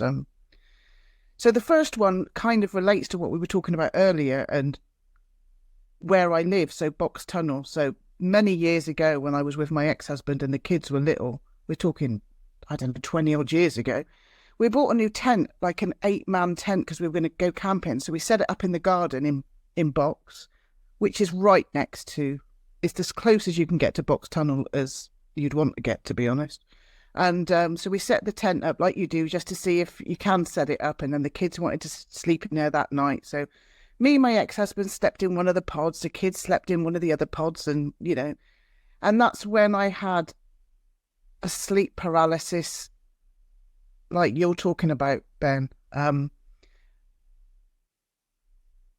It was very personal in nature, so read into that what you will. But it wasn't an old hag. It was a bloke, and I would have described it as a navvy. And without remembering that that's who came over and built the tunnels, all these navvies, because we used to hear hobnail boots when there was nobody there going around our house, because where I live now would have been the field where they would set up camp. Literally, we used to find clay pipes in our garden when we would dig up the garden that used to belong to the navvies. And it was only when I was researching it a little bit later that I found out, like I said earlier, that hundreds of these navvies were killed building this tunnel, and nobody knows where they were buried. So, yeah, that was absolutely terrifying. That was one that I had. I had another one which not very long ago, and that was very strange. We've got a school clock, a school bell that chimes on the hour, but it always stops at 10 o'clock. So I thought I was hearing this church clock. It woke me up, and I thought, why is it ringing past 10 o'clock? It's too late for it to be ringing past 10 o'clock. What's going on? So I was in my dream, and I woke up, and all the time was wrong. So my kids were there, but Connor was one age, Caleb was the other age, and my mum was still alive. Mark was here when he shouldn't have been when the kids were little. And they were all looking out the window and waking us up and like, what's going on? What's going on outside? What's going on outside? And when we got to the bottom of the stairs, me and Mark, we were trying to find out what was going on. We opened the door to go outside and find out what was going on. Mark went first, and I can still remember him about 20 foot down the road. But I got to the front door, stepped 1 foot out and couldn't go any further. And I just heard this I didn't just hear it. It was my whole body. And I was paralysed. I couldn't move in my bed at this stage. And my whole body was just throbbing like the noise you would expect a sci-fi spaceship to make. That's the only way I could describe it. So my whole body was pulsing like with this spaceship. It wasn't a spaceship. I felt as if my body was pulsing. I couldn't just hear it. I could feel this pulsing, horrible sensation, and I couldn't wake up from this dream. Like, at the time, I didn't even know I was in a dream. And from my peripheral vision, I could see, like I say, I don't know if you've ever seen the series Lost, but there was a horrible smoke monster in Lost, and it was that. It was this black smoke, a sentient black smoke, and it was coming towards me. And I could see Mark, and Mark couldn't help me, and I could see Mark, and we're just looking at each other, and this black smoke just engulfed me. And I was trying to fight and trying to wake up, because then I knew that this was a dream. So I was trying to wake, and then I kind of just gave up, and as if, okay, I just need to give up. There's nothing, I can't fight this. I'm gonna die. And then I woke up, and that's when Mark comes in, because I was sweating. I was terrified. I mean, I've never seen this like that. Liz was shaking in terror. It was a totally visceral bodily experience that you could tell. Even though she was now conscious, but it was shaking. It was something real that was so deep inside her, and it was terrifying for me to see her like that. It was you'd been through horrible. I'd been through something. Now, talking, Ben, what you were saying earlier about skeptics saying it's a real thing and it's just a dream. That is true, but you might know or you might not, I'm very interested in Rosemary Ellen Guiley's work and Philip Imbrogno, and they wrote The Vengeful Jinn. And I'm quite interested in the information on the jinn. And Rosemary Ellen Guiley, bless her, she's rest in peace, she's not with us anymore. She said, yes, it is something our body does, but the jinn that can take any form, because they're smokeless fire, They can take any form, and they can take advantage of the fact that we do have this natural self-paralysis. So they can take advantage of that.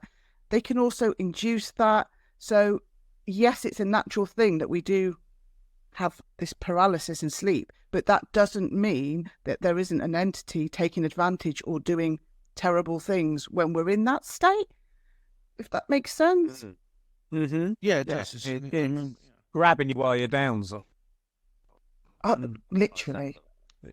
Jerry Marzinski as well has talked about how when you're in not only him, but when you're in a vulnerable state, then that's when entities they're able to get into you. And 100%. And they all talk about it being electric. So they talk about the jinn as electric, smokeless fire, which is electric. And Rosemary says one of the ways to counteract this is turn the telly on, turn the lights on. For some reason they don't like it when there's a lot of electricity around. But when Jerry Marzinski was, he works with schizophrenic, well, he used to work with schizophrenic patients in hospitals and prisons, and he realised the voices were real. They weren't hallucinations. All these reasons that he comes to why he realises they're not they're real. They're entities or parasites, he calls them. And he said when he realised that, he challenged one of his patients and he read them out something. Who was it from? I've got it written down. He read them out something from a book by Don Miguel Ruiz, who is basically a chap like Carlos Castaneda. So he read him out something from one of his books, and it was all about you're just energy harvesting, you're real, but you're not material. And this patient with schizophrenia just stared at him like a zombie, his words. And all of a sudden, Jerry was in his office and he heard this crackling like an arc welder behind him. And he was too busy staring at this patient with schizophrenia because he thought he was going to attack him because of this horrible stare. And he could hear this crackling going up the wall behind him, above his head, hover over the patient, back down the wall on the left, and boom, went into his waste paper basket. So it's electricity has a part to play in this, and I just find it fascinating. Yeah, terrifying. And then that. And then when he went home, he did have the paralysis, the sleep paralysis, and he had that feeling of the entity on his chest trying to suffocate him, on his chest pushing down on him. So smokeless fire, they're not material, but they can take the form of material and they can affect the material world, if that makes sense. Yeah, it's Rosemary Diney, strangely enough, she said that I was talking to her, I actually met her. She was at Leeds Exopolitics one year, and I said... she's great. Yeah, she was a great lady. She said, don't have any mirrors in your bedroom when you're sleeping. Absolutely. I got rid of an antique mirror. Funnily enough, in the film Constantine, which is actually it's a really good film, there's a scene which is clearly partly copied from The Exorcist, where the main character, played by Keanu Reeves, actually does an exorcism on a man, and he uses a mirror. He literally puts a mirror over the bed to extract the demons. Yeah. Jumps out the mirror or captures. I mean, I can't remember which way it was, but yeah. Now, my ex-wife, she was told in her early days in psychic developing circles, because she was seeing spirits' faces in mirrors all the time, and she spoke to the lady who ran the circle and said, what do I do? And she goes, cover all up your dressing table with tea towels or whatever, just so you don't see them anymore, because she was seeing things in the mirror the whole time. Wow. And then you think about Alice through the looking glass, Yeah. Also another portal through another world. And our friend Philip Kinsella told me that he had done some research into mirrors to look into them to try and see if he could see spirit faces and things. I don't think he had much success, but I know the Egyptians used to have a black scrying mirror of interest. So something like obsidian or something like that, maybe, to try and see stuff. So do you remember I used the ace? Oh, sorry, Neil. Well, that's right, because I just remember staring myself in the mirror once to try and see if I could see something, but your vision just goes all blurry. You don't actually see, apart from yourself going all blurry. I've never seen anything, but that doesn't discount it happens, They did an experiment at the ASAP conference. Can't remember what it stands for, something paranormal something or another. Ben, you'll probably know. So they do. Association for the Scientific Study of Anomalous Phenomena. I knew you'd remember, but do you remember he was talking about how they got a whole load of them with mirrors, and they were trying to do this experiment, weren't they? I don't know if you remember them talking about that.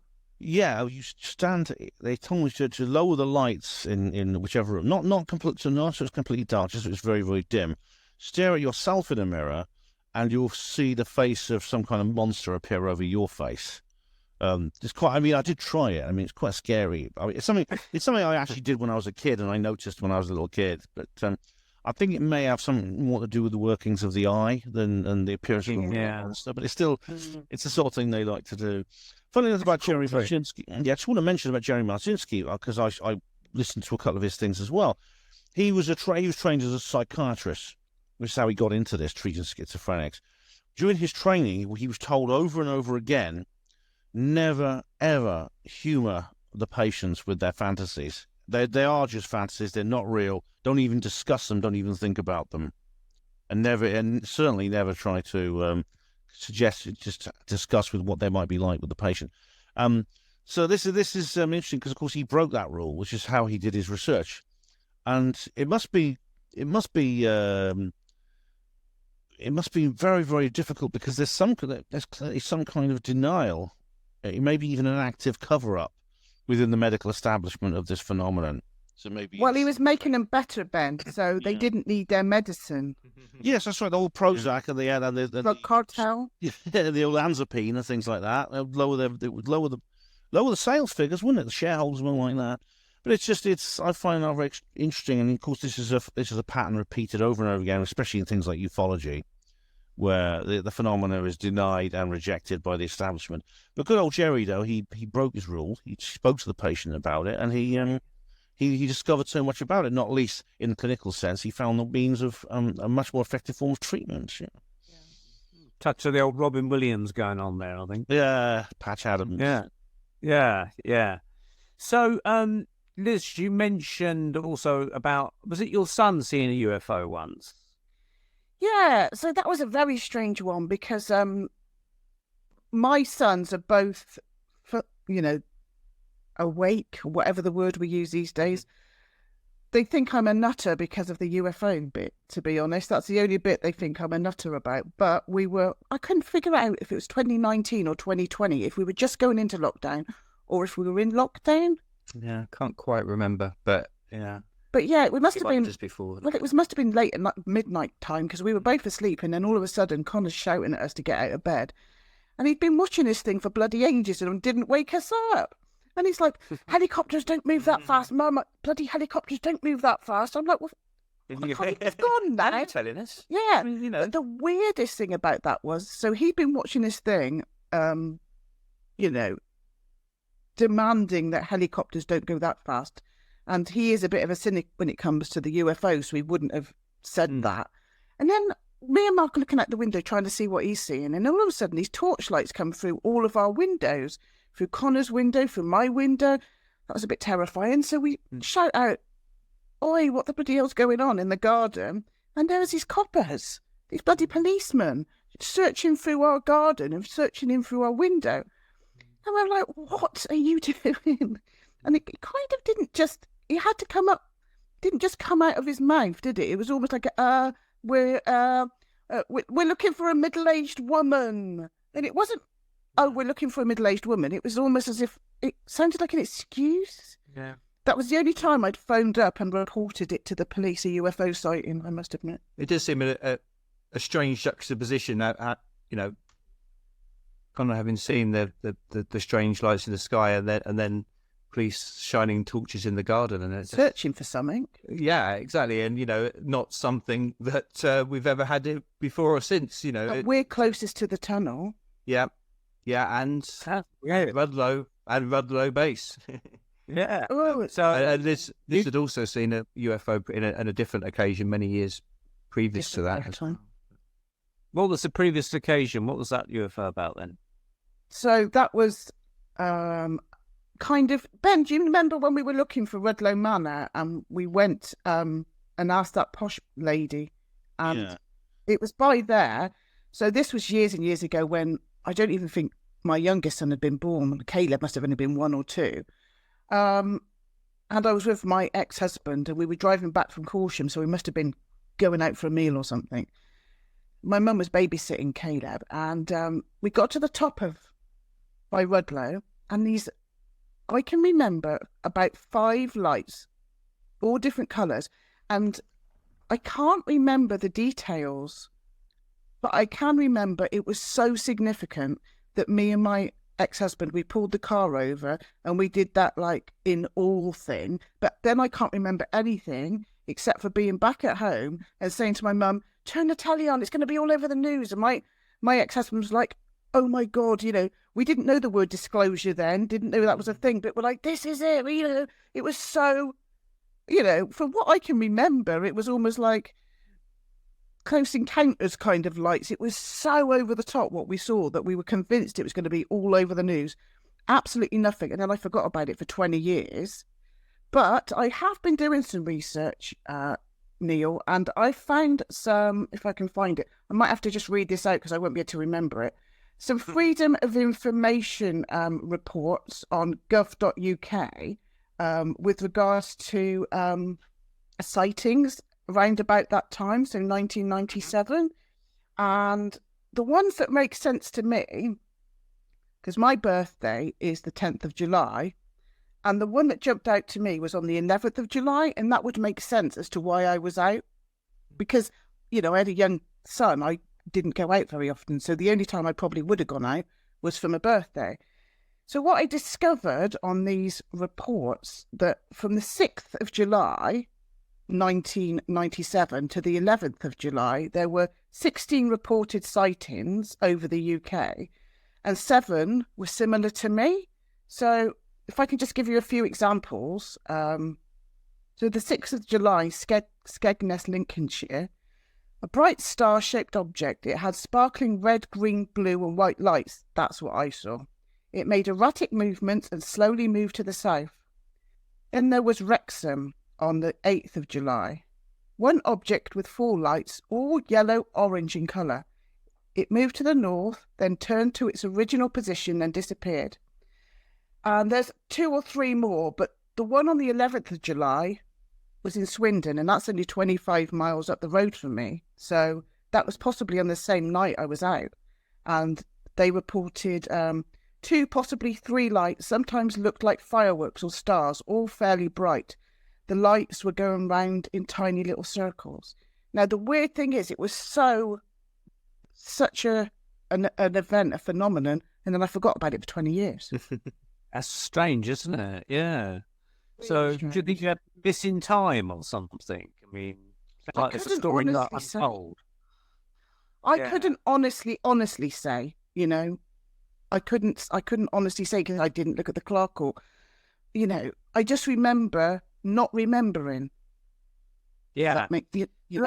That's a really interesting thing, because I remember many, many years ago, a friend of mine who originally came from the States, she said that as kids, and this would have been somewhere in the early 70s, I think, because she's a bit older than me, but she said, obviously, those big American cars they used to have back then, you could get a whole bloody family of 50 in them, And she said that she remembers being in the back of this big car. I don't know whose car it was, a family member, with her cousins and uncles and other people. And they said they saw this huge bloody, I don't know if it was a flying triangle or just a disc UFO. I can't remember how she described it. They described the size of it as being as huge as a football field size, which is the typical description you hear these days of a huge UFO. And there's this wall going over them sort of thing, And they looked going, oh my God, look at that. And they remember driving back to the house and then one of them running down the lane to try and track to see where it had gone. And then nothing more was ever said about it. And then it's like 30 years later, she was talking on the phone to her brother or something. She said, do you remember that thing we saw as kids, the great big flying saucer? And he said, oh, I thought that was a dream. They'd all kind of forgotten it, I think they only recalled it again. I wonder, I think the only time I recalled it again was when I was actually at the UFO conference that Gary, what's his name's? Gary Hasseltine, the UFO Truth. When we went to UFO Truth. First time we met Ben. First time we met Ben, and that was the first UFO conference we went to. And that's when I think I sat in the audience and remembered, because he said, has anybody seen a UFO? And my hand went up and I went, oh, yeah. Your subconscious knew before your conscious mind did, sort of thing, yeah. 100%. I mean, why was I at a bloody UFO conference? Why was I there? Yeah. Because, it wasn't even in the forefront of my mind, to be honest. But it was in the background. It was in the background. Very strange. Yeah. So, any strange marks on your body? Anything else? Well, it's another story. Funny you should mention that. We'll put that down to the visiting hag, shall we? That's one name to call him. Well, I convinced myself that I had one of them things, an implant, but I can't remember where. Oh no, it was in my chin, but I think that was just me being mad. So not to my knowledge, but you can, if you overthink these things, convince yourself of things, can't you? So I don't think so. To be honest with you, if I'm being honest. But it's funny that you were saying about forgetting the UFO experience, because that experience when this dog spirit, whatever it may be, or part of something inside me that came through. I mean, it's the most amazing experience that's ever happened to me, but I almost forget about it. And when we were coming on the show, and it's like, oh, have I had any paranormal experiences? And I'm like, oh no, that kind of thing doesn't happen to me. Liz has had a lot of things. But remember when you channeled Lassie?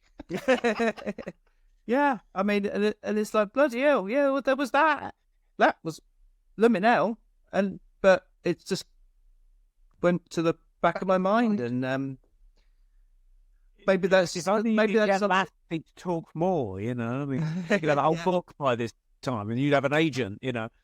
Well, maybe a different sub-genre on our playlist on our channel. If I start sort of doing dog videos or something like that, I start identifying as a dog. Maybe you're bringing through the spirit of Barbara Woodhouse, and that was one of her kind of call signs coming through. It's yeah, I thought you were going to say Barbara Winter there for a minute, so that's going to. Well, it could be. They're all American viewers. Walkies, everybody. Walkies, We've gone rogue again, haven't we? Yeah, we've gone rogue. We always do this on our channel. Sorry to do it on your channel, dear.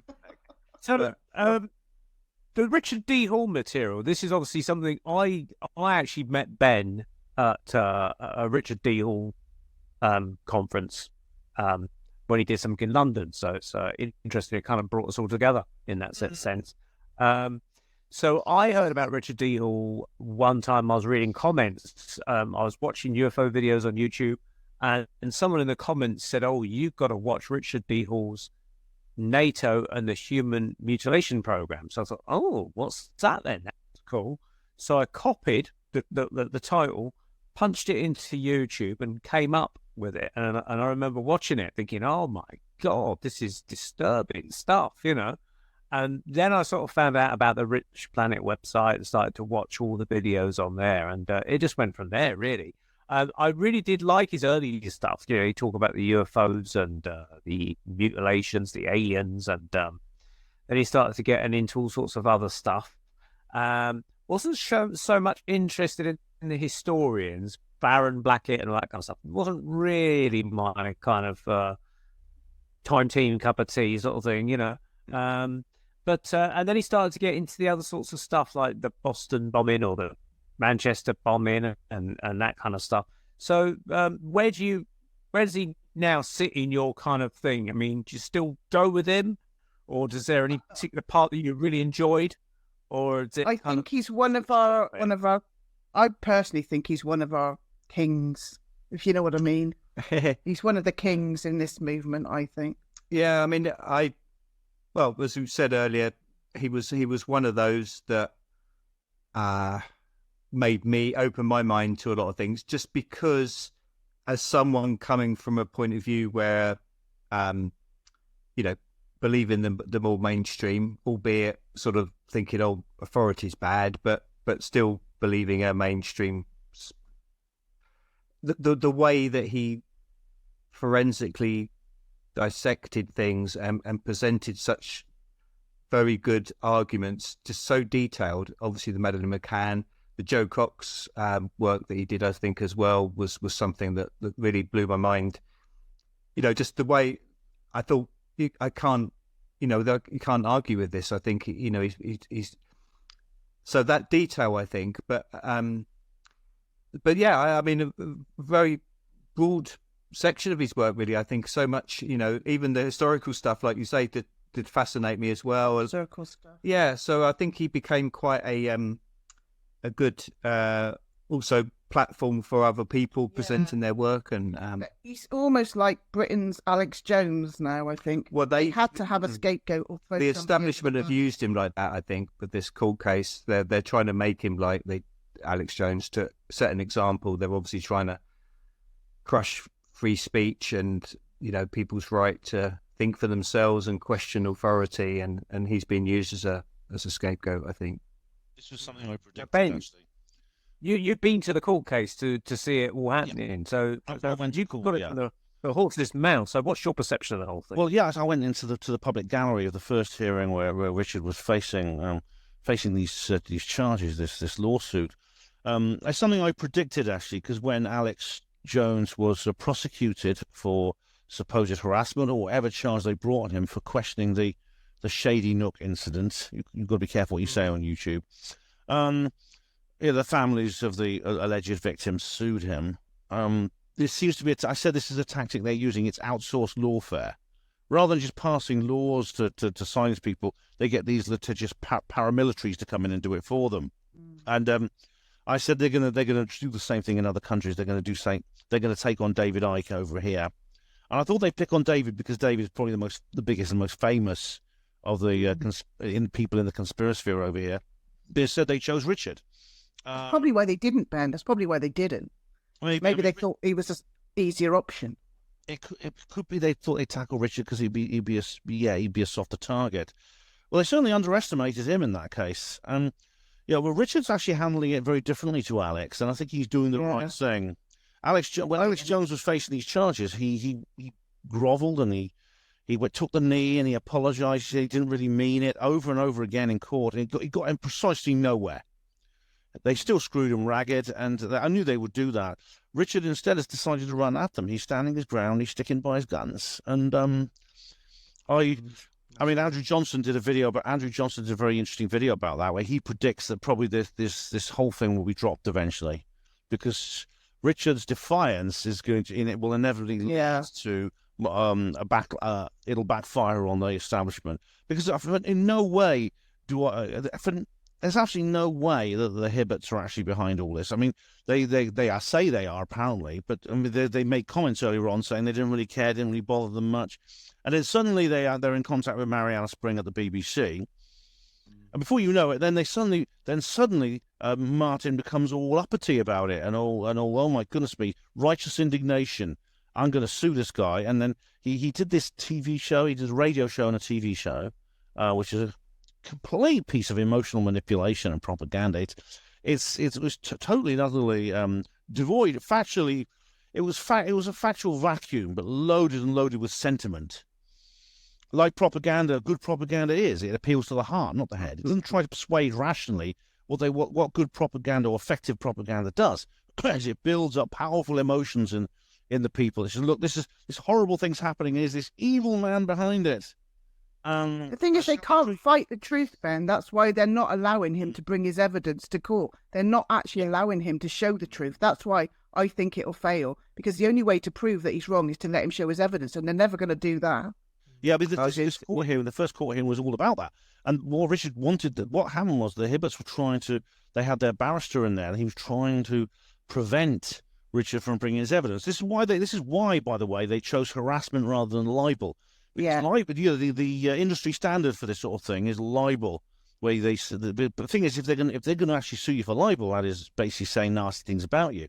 You have the defendant has the right to plead fair comment, which Richard would do. You've got to present the evidence. But then in that case, they would have to let him present his evidence to the court, and they don't want to do that. They don't want Richard, because Richard is right.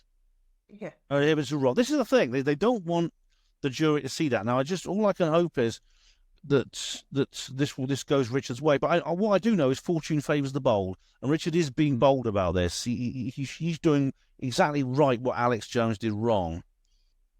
So if we just recount for those that don't know about this case, there's people that are listening and they're thinking, what are they talking about? So just backtrack a little bit. So to explain it, the Manchester evening incident, which happened in 2017, made the 22nd 2017. There's a lot of 22s in this, in which a 22-year-old man killed 22 people with a bomb at 2200 hours on the 22nd. And allegedly, this is what happened. Richard has researched this along with several other people, and has made a couple of very good documentaries about it. And he's discovered that there's reasons we should question that, and that what we may be looking at is some kind of fake, some kind of, not even a false flag, some kind of stagecraft created for the media. And he's brought some fascinating evidence to bear. He's worked very, very hard. He does field research. He doesn't just sit around talking about it online, like I do most of the time. He does field research, and as a result of this, I think he's reached quite a large audience, and I think the establishment are very worried that because I think Richard is right. I think what he's discovered is legitimate, and the authorities are scared that this is maybe going to the point where there will be what's that phrase they use? A breakdown of public trust. So they're now trying to silence Richard, trying to shut him up, but it looks like it's backfiring. So and so I do hope that continues. Andrew Johnson thinks they'll probably just abandon the whole thing eventually, and I hope that's true. Why would they? Okay, I know that why they would not want him to show his evidence, but how can they, in a legal setting, prevent someone who's being charged with something present their own defence of the? Because he's not being charged with libel. He's being sued for harassment. Although what the judge said in the end was that the point is not the point of whether Richard's right or wrong or what. It's Richard's actions in the course of his investigation, which unfortunately, I believe that whether Richard is right or wrong is relevant to it, but unfortunately in the letter of the law it's not. What they're claiming is that Richard carried out illegitimate and unethical practices in his research, which is not true.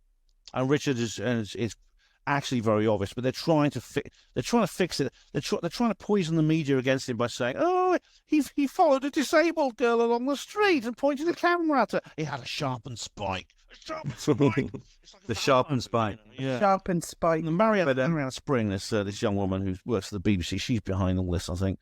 And of course, that means Richard won't get they want to try and poison the public against him, because, of course, the jury is made up of the public, isn't it? I think it's notable with that other event, which we can't name, with the Alex Jones, that both of those events, the Manchester one as well, that the Richard D. Hall's been done, both involving supposedly lost children. So, like you're saying, the particular emotive thing, the most emotive triggers that can push. So it seems to me that they particularly used events like this, and maybe by particularly creating them and knowing that there are people like Richard and the people in America that, is it Smite? I can't remember the chap's name that did a lot of research on the unnameable American incident, but knew that the people would research that and point out the obvious flaws in the official story. But then as soon as that happened, they could then seize on that. And there's like, these people are denying that these tragic deaths happened, and they're besmirching the name of these lost children. And as I say, that's sort of something that's written about so much as Central Church Society. He's challenged the Jill Dando thing. He challenged that Brexit woman thing. He's challenged so many adult things. He's challenged. You make a good point. It's the children one that they go on because it is so emotive, and you can't question that. It is because obviously people have these feelings for children. I mean, they feel sorry, and most of the victims of the alleged victims of this incident in Manchester were teenagers and young kids, and it's very telling. I mean, you can't find out feeling sorry. The concert was It was at the Ariana Grande. Evening News Arena. Yeah, Okay. Ariana Grande. Grande. Yeah, I don't know who she is. And I mean, you can't help feeling sorry. one, I mean, I feel sorry for Eve Hibbert. I mean, if she has this injury to her brain, you know, I mean, whatever the cause of it was, it's sad when a 14-year-old girl has a traumatic brain injury. That's very sad. However it happened, I'm very sad that happened. You know, I've got nothing. She doesn't seem to be the instigator of all this, and I feel sorry for her. Mm-hmm. Same with all the other kids that were hurt, and Richard believes that some of them did actually die shortly before this incident, and that's how they managed to fiddle them in. But I mean, I do remember, just in the mainstream news, just stuck in my mind, and it was around, I presume, the inquest or something like that they had around it, but all very much in the mainstream. So obviously it was a bit of a whitewash or whatever. But I do remember it being in the mainstream news that the sort of, I think, ambulance crews, emergency services, first responders, and they were saying they were frustrated because they were held back. Yeah. And weren't allowed to go straight to the scene of what's supposed to have happened, and and I think they said, oh no, they couldn't because it wasn't safe. But I mean, emergency first responders, I mean, do a job that I could never do, but they heroically, you know, is a disaster area. They go in there risking their own lives to try and save others, and the idea that they'd be held back for a certain length of time, I mean, that doesn't sit there, and that was something that came out just in the mainstream inquest, which made me think that there is something wrong. There was a drill. I think a lot of confusion was generated by the fact there was a drill on the same day, and you get this. When has that ever happened, Ben? No, has there ever been a drill happen? 7/7. Yeah, Is that a conspiracy theory? Yeah. This is how a lot of these things, a lot of the confusion is generated, and indeed there was an emergency service drill, and Richard actually believes that some of the footage was created from that drill rather than the main event. So the emergency services, police, etc., would have been involved in that. So a lot of the emergency services staff who weren't directly involved with the incident would have possibly had reason to say, well, this is the cause of the confusion. And it's possible that some of these what people think this is not possible, it is. There are many incidents in which, for example, that imaginary and fake scenarios are created for the purpose of exercise for the police, for the emergency services, for the armed forces. There are entire companies that generate fake terror. And indeed, I've been involved in some of these myself. In my case, as a hospital porter, it was actually within the hospital site itself. But I took part in drills for fire and other accidents and floods and other accidents within the hospital. I practiced evacuating patients from certain wards to another. And things like that. I had to play the role of a patient once, lie on a bed and pretend that I had a broken leg. Things like that. And as far as people say, well, they can't just make people disappear. You can make people disappear under the witness protection program. It happens all the time, where people will literally be given a completely new identity and moved out their area. It happened with, sometimes it's people who are pretty disreputable, like the Robert Thompson and John Venables, who actually killed a little boy called James Bulger in the 80s. They have been basically moved out of they've been given completely new identities, new names and everything, and they've been moved to different locations away from where they live. that can be done. So, don't be surprised, like if you may be walking through the Pennines go into a little remote village, and you meet a woman called Jane Smith who looks and sounds a little bit like Joe Cox. I'm sure I've seen you before somewhere. And Jane Smith. They'll be giving backstories, things like that as well. I mean, this can be done. I mean, Joe Cox is actually a very similar figure to the kind that generally we use in these propaganda. For example, she's not a child, but she's quite young. 41's quite young to be an MP. Most MPs are a bit older than that. And she was like smiling, and she's pretty young looking lady. She's a family woman and everything. Yeah, she's the perfect martyr to get people's heart, to tear people's heartstrings in this incident. And this was just before the Brexit vote, isn't it? I was going to vote Leave, but I was going to vote Leave, but it's really, she said she was a Remainer, and her husband is going around saying "Love like Joe." He's not at home with his family. He's just going from TV studio to TV studio the day after she's dead. I mean, so That's you may think, well, that wouldn't work, but it does. It does work on a lot of people. Rather than persuading rationally, because they tried to persuade us rationally to do what the government thought was the right thing.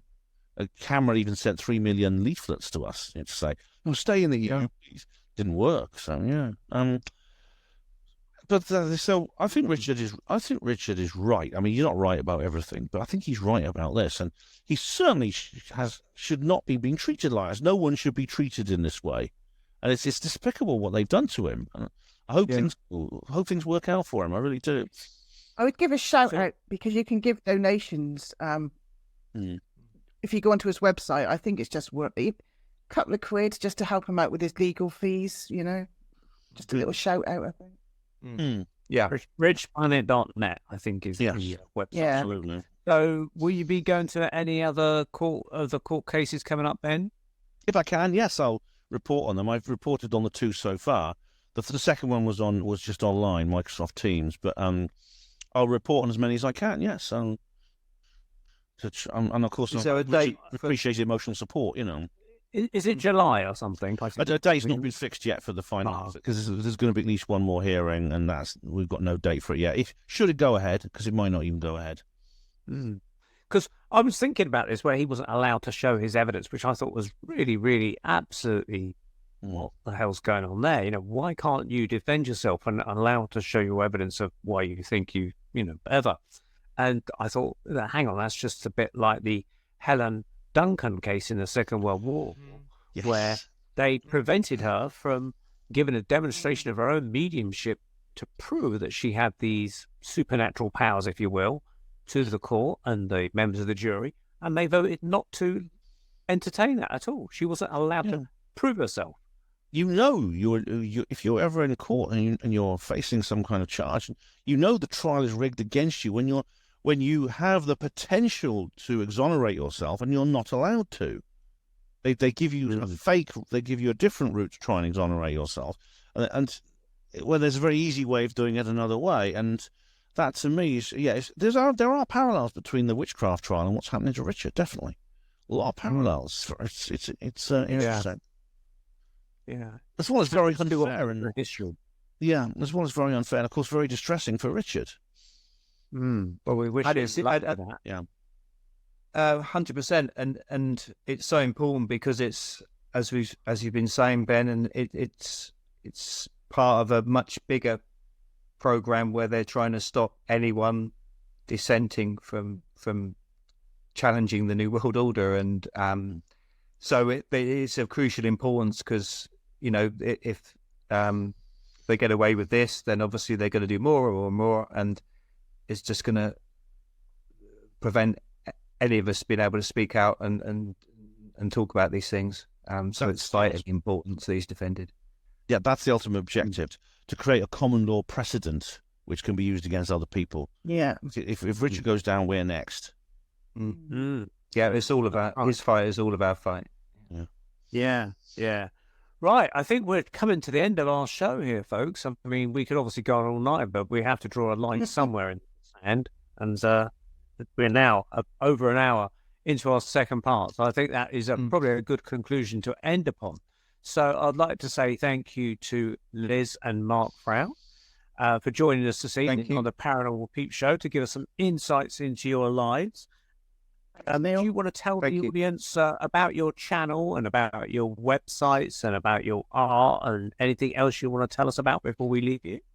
It's a budding channel. It's a growing channel. So basically, the Crafty Nihilist, I think Mark does Twitter, X, is it? Mark does X. I'm sort of on there, but more for following other people. Facebook, we're sort of on Twitter, we're sort of on YouTube, we're sort of on Etsy. But it's mainly a YouTube channel. Yeah, we're slowly growing. So, oops. Yeah. Just like they're frozen again. They're gone again. Right at the end. I thought we were going to get to the end, and they wouldn't really front. The old Bailey have pulled the plug.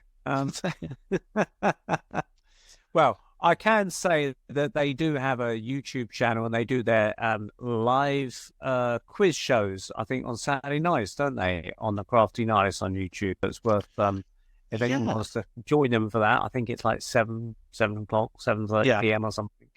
I really do enjoy it. I often take part in these myself. You could join the chat box, and they make it very amusing and it's always great fun. And they have the quiz, and Mark usually does gives a little lecture about a usually very interesting subject. So I do recommend going to that. Yes, definitely. So, what can we expect to see of you, Ben, in the next couple of weeks? Well, I'm actually speaking at the Mablethorpe group at the week. This is actually the weekend, the Monday the 13th, actually, the Monday the 13th of this month, which may, by the time this show goes out, it may have already passed, but there will be a video available for it, so I'll be talking about the BBC and propaganda and the kind of things we've been talking about this evening, up to some of the things we've been talking about this evening. So yeah, I will be. The Mablethorpe group is a local group, but it doesn't have a website or anything. It's just some people in the area who get together and are open-minded, and they've invited me to go and do a talk, and this will be the second time I've spoken for them, and I'm really looking forward to it. They're great people. And when is that, Ben? That's on Monday the 13th of this month. Monday the 13th. I think our show would have gone out by then, so... Oh, that's excellent. Oh, yeah, but that's... Oh, good luck for that anyway. Yeah. Are you going to be videoing it or something? Yes, I will be. I'll be making a recording, and you could... Just like I did for the last one, I will be making a recording. So we can. So if you miss it, but do come along. It's better if you can come along. It's much more fun if you can come along to it. Yeah. But as I say, our recording will go out after you've already been there. So unfortunately, this is old news now. But never mind. I'm sure we can catch you on Ben the JR Reporter. On YouTube, on Adwo TV. Hospital Porter gets and also, of course, do pick up my book, Roswell Rising, a novel of disclosure. Please, if you like this program, you'll enjoy this book. You really will. And there's 2 sequels. Yeah, definitely pick that one up. All right. Well, thank you for joining us once more, Ben, as guest host, and please do come again. We'd love having you on. And thanks to be on the show. Really enjoyed it. In August, you're coming down to Dorset to talk at Dorset Earth Mistress in August, so we'll be catching you up with them. So it looks like our Crafty Nihilists have returned briefly, so we can just say good night to them. I'm afraid, listen, Mark, we've just done your little outro because you weren't there. So in your absence, sorry. I don't think they can hear me. No, we can hear you. We can. Oh, you can. We can. We can't see you. We can hear you. It's got a big up through the mic. So we've just given you a good outro. We've described your Saturday evening show and things like that. Thank you very much. Yeah, but we're still recording the show here, so you still will be included in this section. So your live show goes out on Saturdays, doesn't it, with your quiz? Is that right? Yeah, Saturday nights at 7 p.m. UK time. But Mark's going to see Göbekli Tepe for 2 weeks, so it might be put on. Yeah, I'm going on the Hugh Newman Megalithomania tour to Turkey, to Göbekli Tepe, Karan Tepe, and all the ancient sites around there. So I'll have information and video footage of that when I come back on the channel. Brilliant. Yeah, we still might have a little quiz. Yeah. But yeah, other than that, this is our Etsy site, and mainly Mark's Amazing Talks is what you want to be on there for. Mark's Amazing Talks. Yeah. I learned a lot from those. Yeah, I do learn a lot from those. Mark, thank you very much. It's very nice of you. Very nice of you to say so. All right. Thanks, guys, everyone, for joining us on the Paranormal Peep Show. Stay tuned for next month when we'll be hopefully back with Andy and another guest. I don't know who yet, but we'll certainly hopefully have a guest lined up for you. So stay tuned with us then. So thanks one and all for the Paranormal Peep Show, and thanks for watching. And look out for other great shows on the Paranormal UK Radio Network. Good night. Good night. Good night.